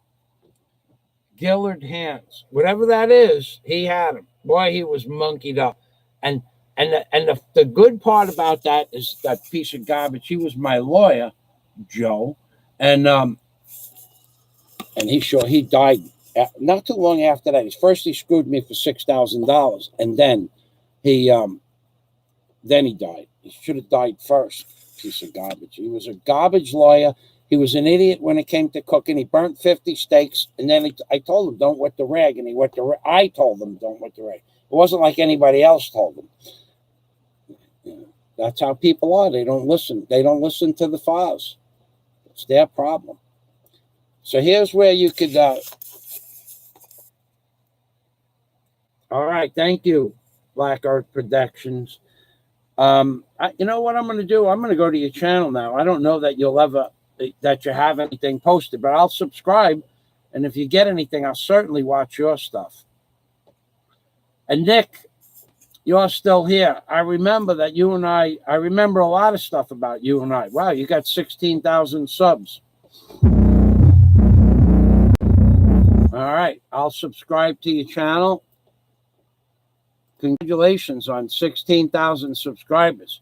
But that you got all those people that believe in that spirit stuff. I don't do a lot of spirit energy stuff. You got Wizard. Do you make videos? Let's see if you make videos. I know you used to make some really good videos, dude.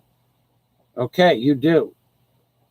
The Magic Mirror, Gate and Black Fire. The Magic Grail, Shaman Betrayal of Toth and the Rise of Asar. The Wizard Factory, Occult Science of Planetary High Magic.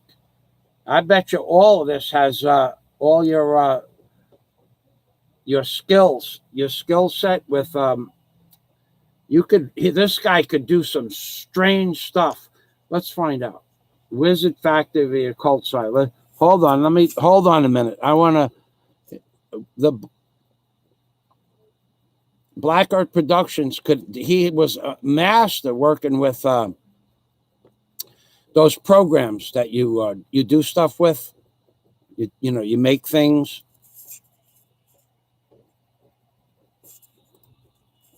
Whoa.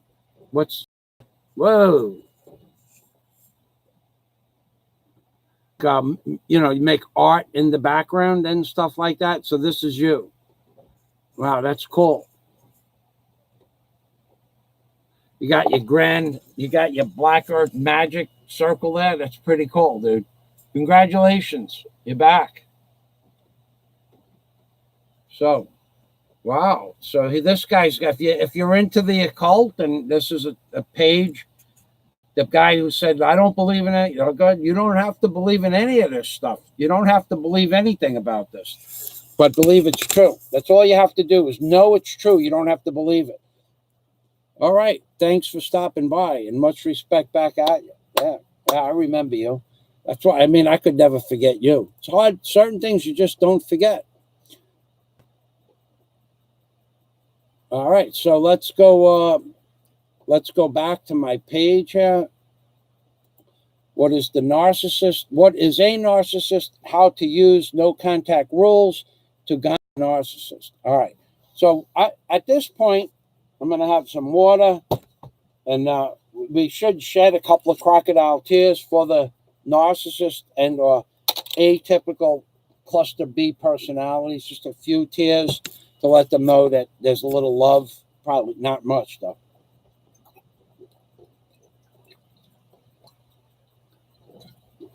Yeah, let's shed one crocodile tear for the narcissist, atypical, sociopath, psychopath with a flying monkey. Let's shed one crocodile tear, just one.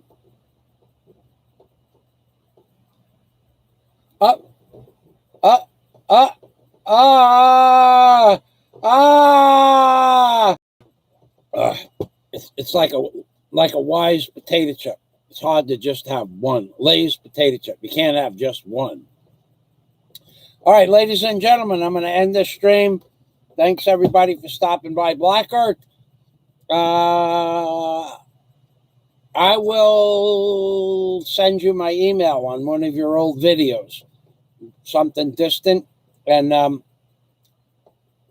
if you want to send me back your phone number, I can call you from the Philippines. Thank you, everybody, for stopping by. Thank my wrenches for stopping by and helping out. Nick from Taco Rack. Yeah, I remember you. I remember you well. I remember you didn't go help me with the issue I had with my car when I was in, where was I? The Philippines, I think it was. And you didn't help me. And that guy screwed me for the value of my truck, by the way, Nick. Now I remember why I don't talk to you. Now I remember why I don't talk to you. I had a guy that was supposed to be my friend who lived 15 or 20 minutes away from where another guy who was supposed to be my friend had my truck for 2 years. He had my white Ford pickup truck, my Super Duty F-250 that had brand new tires and a brand new battery on the truck and in the battery compartment. It had brand new tires and brand new battery. And the guy kept it for 2 years and kept telling me he was going to try to sell it. I think he parted it out because he's friends with every junkyard in the area. So I said to Nick from Taco Rack, now I remember why I don't talk to you, piece of human fecal tissue. And I asked Nick to take a ride for 20 minutes to go to where the truck was supposed to be. And he wouldn't do it. And I ripped him a new one and never talked to him again. And that was what, back in 2014? I forgot why I didn't like you, Nick. Nick, go away. Go away. Go away. Now, I'm thinking, I thought of all the good stuff, and now I remember that you couldn't take. And that guy screwed me for the truck value that when I handed him the truck, it had a book value of $34.99, $3,500. And when, you know what he ended up giving it to me for that truck? He gave me $150. That piece of trash. And you were the one person that could have proved whether that truck was still on the lot. And all I asked you to do after knowing you for what, 4, 5 years, all I asked you to do was take a 15-minute ride. And you wouldn't take a 15-minute ride to prove that the truck was there. And then he said after you called him up, well, I moved the truck out to Long Island, which would have been a half-hour ride for you. I remember every detail of the whole day. And then you said you can't do it because you don't have a half an hour to help me out after 5 years of being my friend, after how many videos I made for you and your taco rack nonsense. And then I took all your videos down and never talked to you again. So I'm going to tell you, now that you've refreshed my memory, take a long walk off a short pier, okay? Thanks very much for not helping me. When I was in the Philippines, all I asked you to do was take an hour out of your lousy life to go look to see if the truck still existed or the guy had the registration and parted it out long time ago, and to see if the tires were still new tires, because I put new tires on it. I left Florida with brand new $1,200 worth of rubber on the car, and I handed him the car 3 weeks later when I left New York. 3 months later when I left New York, I handed him the car. He said he'd get me $2,000 for the car. It was worth $3,500. He gave me nothing. He gave me a $150 check to close off the balance so I couldn't sue him, and I had to take it because of you, Nick. So you take a walk now that I remember why I don't talk with you, you piece of garbage. I hope you're still watching. I hope you hear me. And all I wanted you to do was confirm that the tires were still new. The battery was 2 years old. Of course, the battery would be dead. But I think he took the brand new tires off. I think he took the doors off. I think he took the back pickup tail off. I think he took the windshield. I think he took everything that he wanted from that car, gutted that car, and sold it for parts, because that's what he did. He was a used and stolen car parts salesman and screwed me for $3,500 because you wouldn't go look at the car. Nick, out of here, Nick. Out of here. Get the fuck out of here. Piece of garbage that you are. Come here. You have the audacity to come here and think that I'm not going to remember that crap you pulled with me. You're a piece of human fecal tissue, Nick. That's what you are.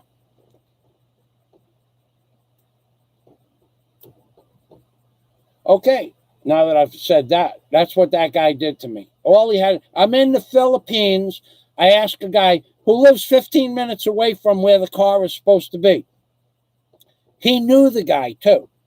And somehow or another, between the two of them, they worked out that Nick wasn't going to go look at the car. And then the truck was out in a different lot. Nick didn't have a half an hour to help me out. Nobody else could have helped me out. Had to be that day because they were closing down the lot. Had to be that day. After holding my car from 2014, the first week of 2014 till just before 2016, for a year and a half or almost 2 years, he held my truck. He had to be done that day, and Nick had off that day in order to help me, and then said, "No, I can't do that."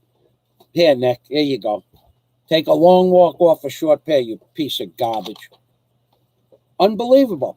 This is and people will take advantage. This is two-faced. Why did you even come back? Did you come back to upset me? To realize this is what a human piece of low-class human garbage that pretends to be your friend. And we talked all the time for the time we were gonna fly together. We were gonna do this. I forgot all about why I don't talk to you. You're a piece of garbage, walking, talking human being that looks, acts, and is garbage, in my opinion. Okay, that's what you made me think of you. After how many years that we were friends, after how many videos, how many dozens of videos I made for you with the taco rack and the DOD, how many hundreds of hours I spent talking to you and making videos and posting videos of the taco rack for you, and you couldn't give me an hour of your life because you're a piece of garbage, Nick. That's what you are, a piece of garbage. And I think I'm done now. And I took all those videos down. If it said taco rack in it, gone off the internet. I wouldn't give you 10 cents worth of my energy anymore, other than what I just gave you now. Don't ever come back. Don't ever come back. Okay. Bye-bye, John Boonbean. All right, I'm going to say goodbye. Thanks for watching. I'm going to call up Daisy right now, and then I'm going to call up Warren. And then I'm going to check out a couple of things with the Spanky I'm going to send Spanky a message on Facebook. I'll check out that Spurger thing, whatever that was. Strega. I'll check out that Strega thing. And I'm going to say thank you. So, Scott, if you want me to call you, Scott, I'll call you now because I know you go to sleep if you're not sleeping already. Anybody else? Umping Permy from Michael Fazio. Oh, and by the way, I did send Daisy out 3,000 pesos yesterday because I mentioned her in my videos and I use her in my thumbnails. Thanks, Passport. Thank you very much. Have a great day yourself. I mentioned Daisy, and I still use her in my thumbnails, and she's still up on, and all her videos are still up. So please, if you understand that when I said I'm going to send Daisy half the monies, I sent her 3 yesterday afternoon. I don't even know where that is. Okay, hold on. I'll get the receipt. I think. Yeah, Daisy. Tomorrow. She's having a party at her house, and she asked me to send the money at that time. I don't know where it is. I don't know what the hell I did with that. Hold on. I had so many receipts from yesterday. I just threw them in a big pile.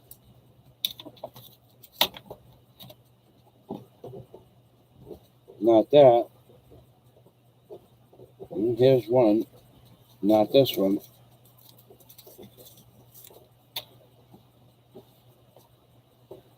I should have saved that. Not that. I don't know where it is. Could be in my wallet. Either way, I'll look for it another day. I usually keep those receipts on the desk. Daisy said to say thank you. And I'm going to call her up now and say hello. And then I'm going to say goodbye to everybody here. Thanks for watching. Passport, you have a great day too. John Boonbean, thanks for stopping by. Spencer Green, Black Earth Productions, thank you. I do remember you well. Let's see, who else was here? We'll just go through Shotterex. We got blackballed off my channel. Lefty all around. Thank you for the comment. Sarah Bandit, you are shit canned off my channel permanently. Yeah, Nicholas from Taco Rack, you piece of garbage. All right, we're going to go to your channel and block you. Thanks a lot, Nick. Sarah Bandit, you don't even have anything on your channel. Just block that guy right there, submit that, and I'll go to your other channel if you have any more channels and block you there too. Blocked. Sarah Bandit, garbage boy, garbage man, that's what you are, piece of garbage. All right. Scott Del Fuego. Scott was working.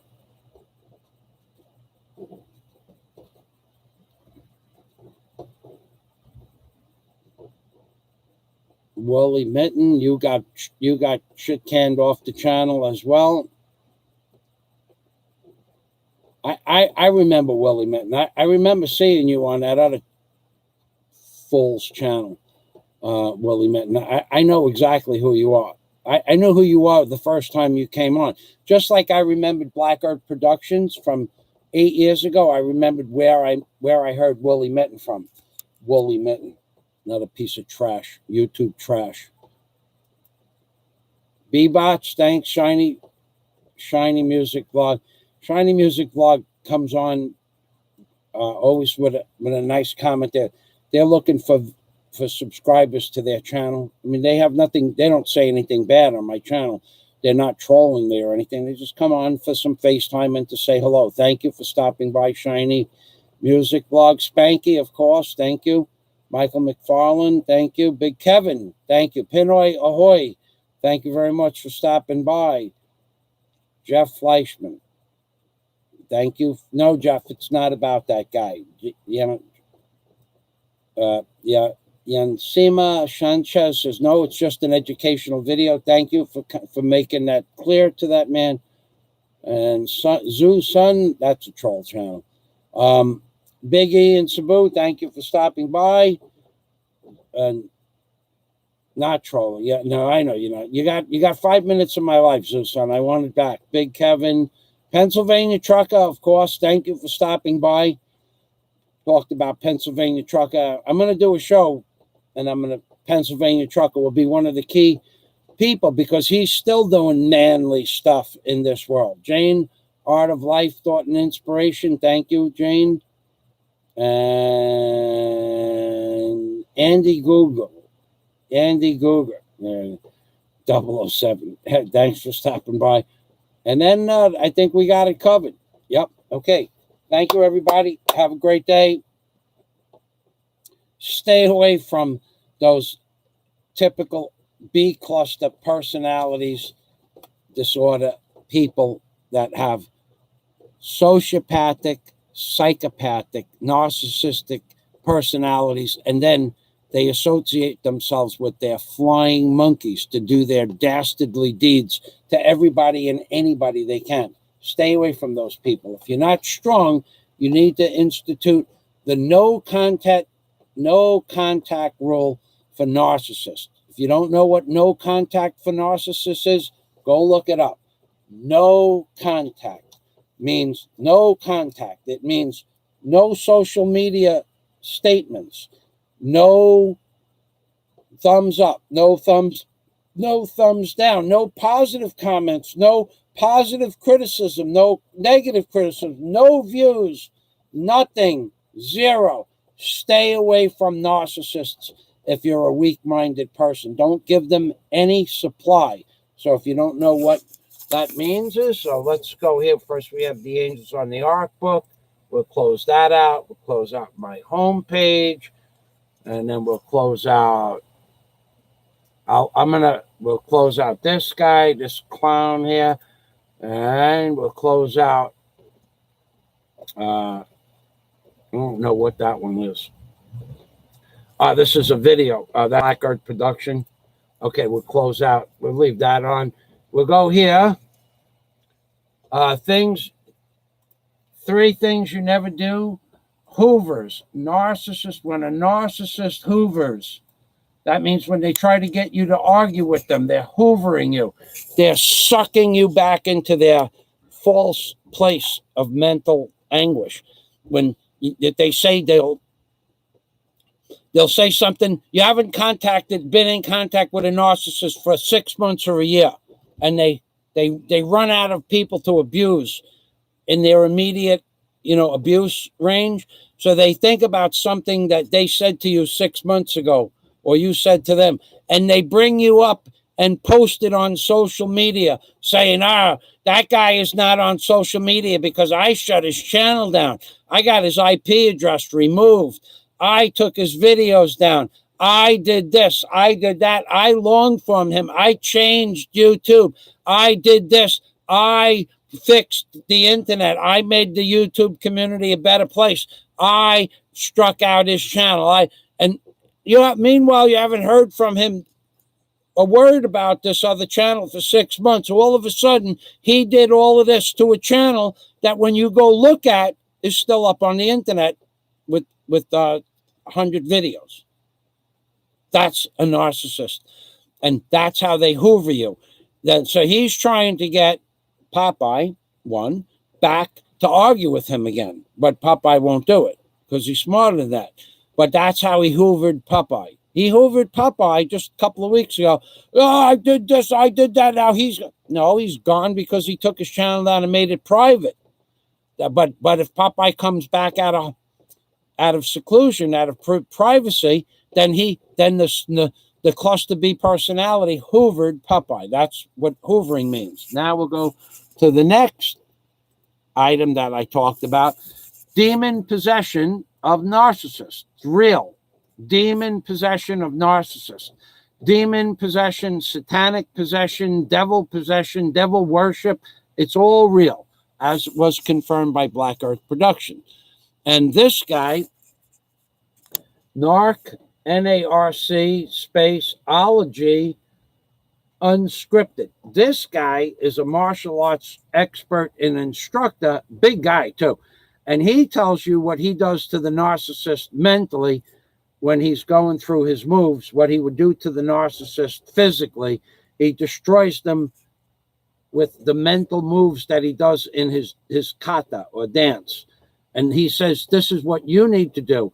And he describes what you need to do to a narcissist mentally by describing his martial arts moves, narcology. Okay, and then I think there was one more. How to manipulate a narcissist. And this one tells you how to try to manipulate him. Now, this guy's really good, too. And he tells you how to manipulate the narcissist. This is all real stuff. So the name of this video is Sam Vakin. Sam Vakin.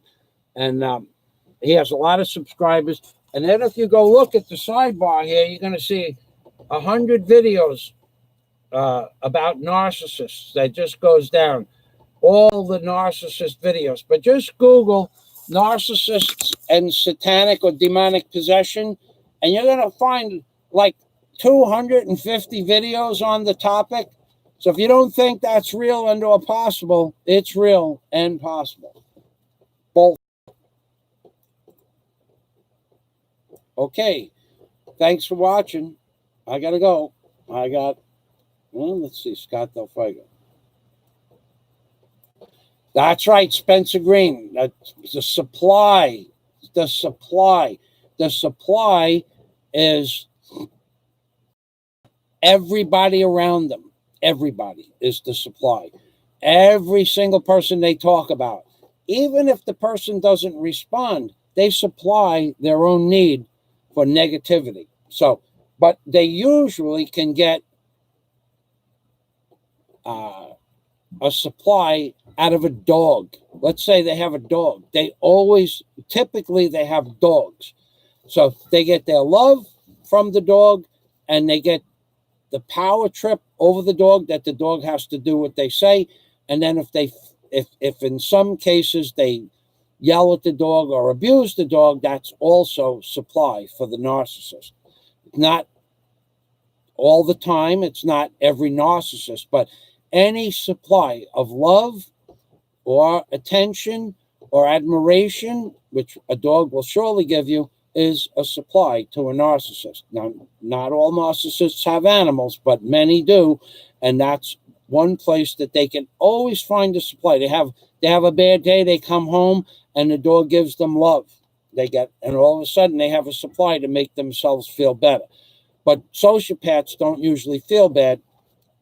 That's topic for maybe that'll be tomorrow's topic.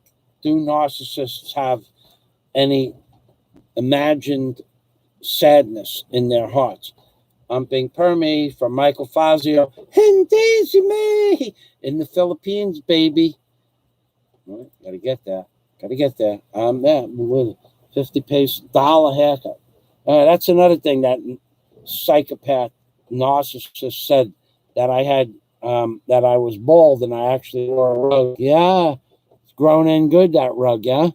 And on the side too, baby. I got a full rug as opposed to that throw rug you got hanging off the back of your head. Yeah, we love you, baby. We love you. I'm being Permy from Michael Fazio and Daisy May.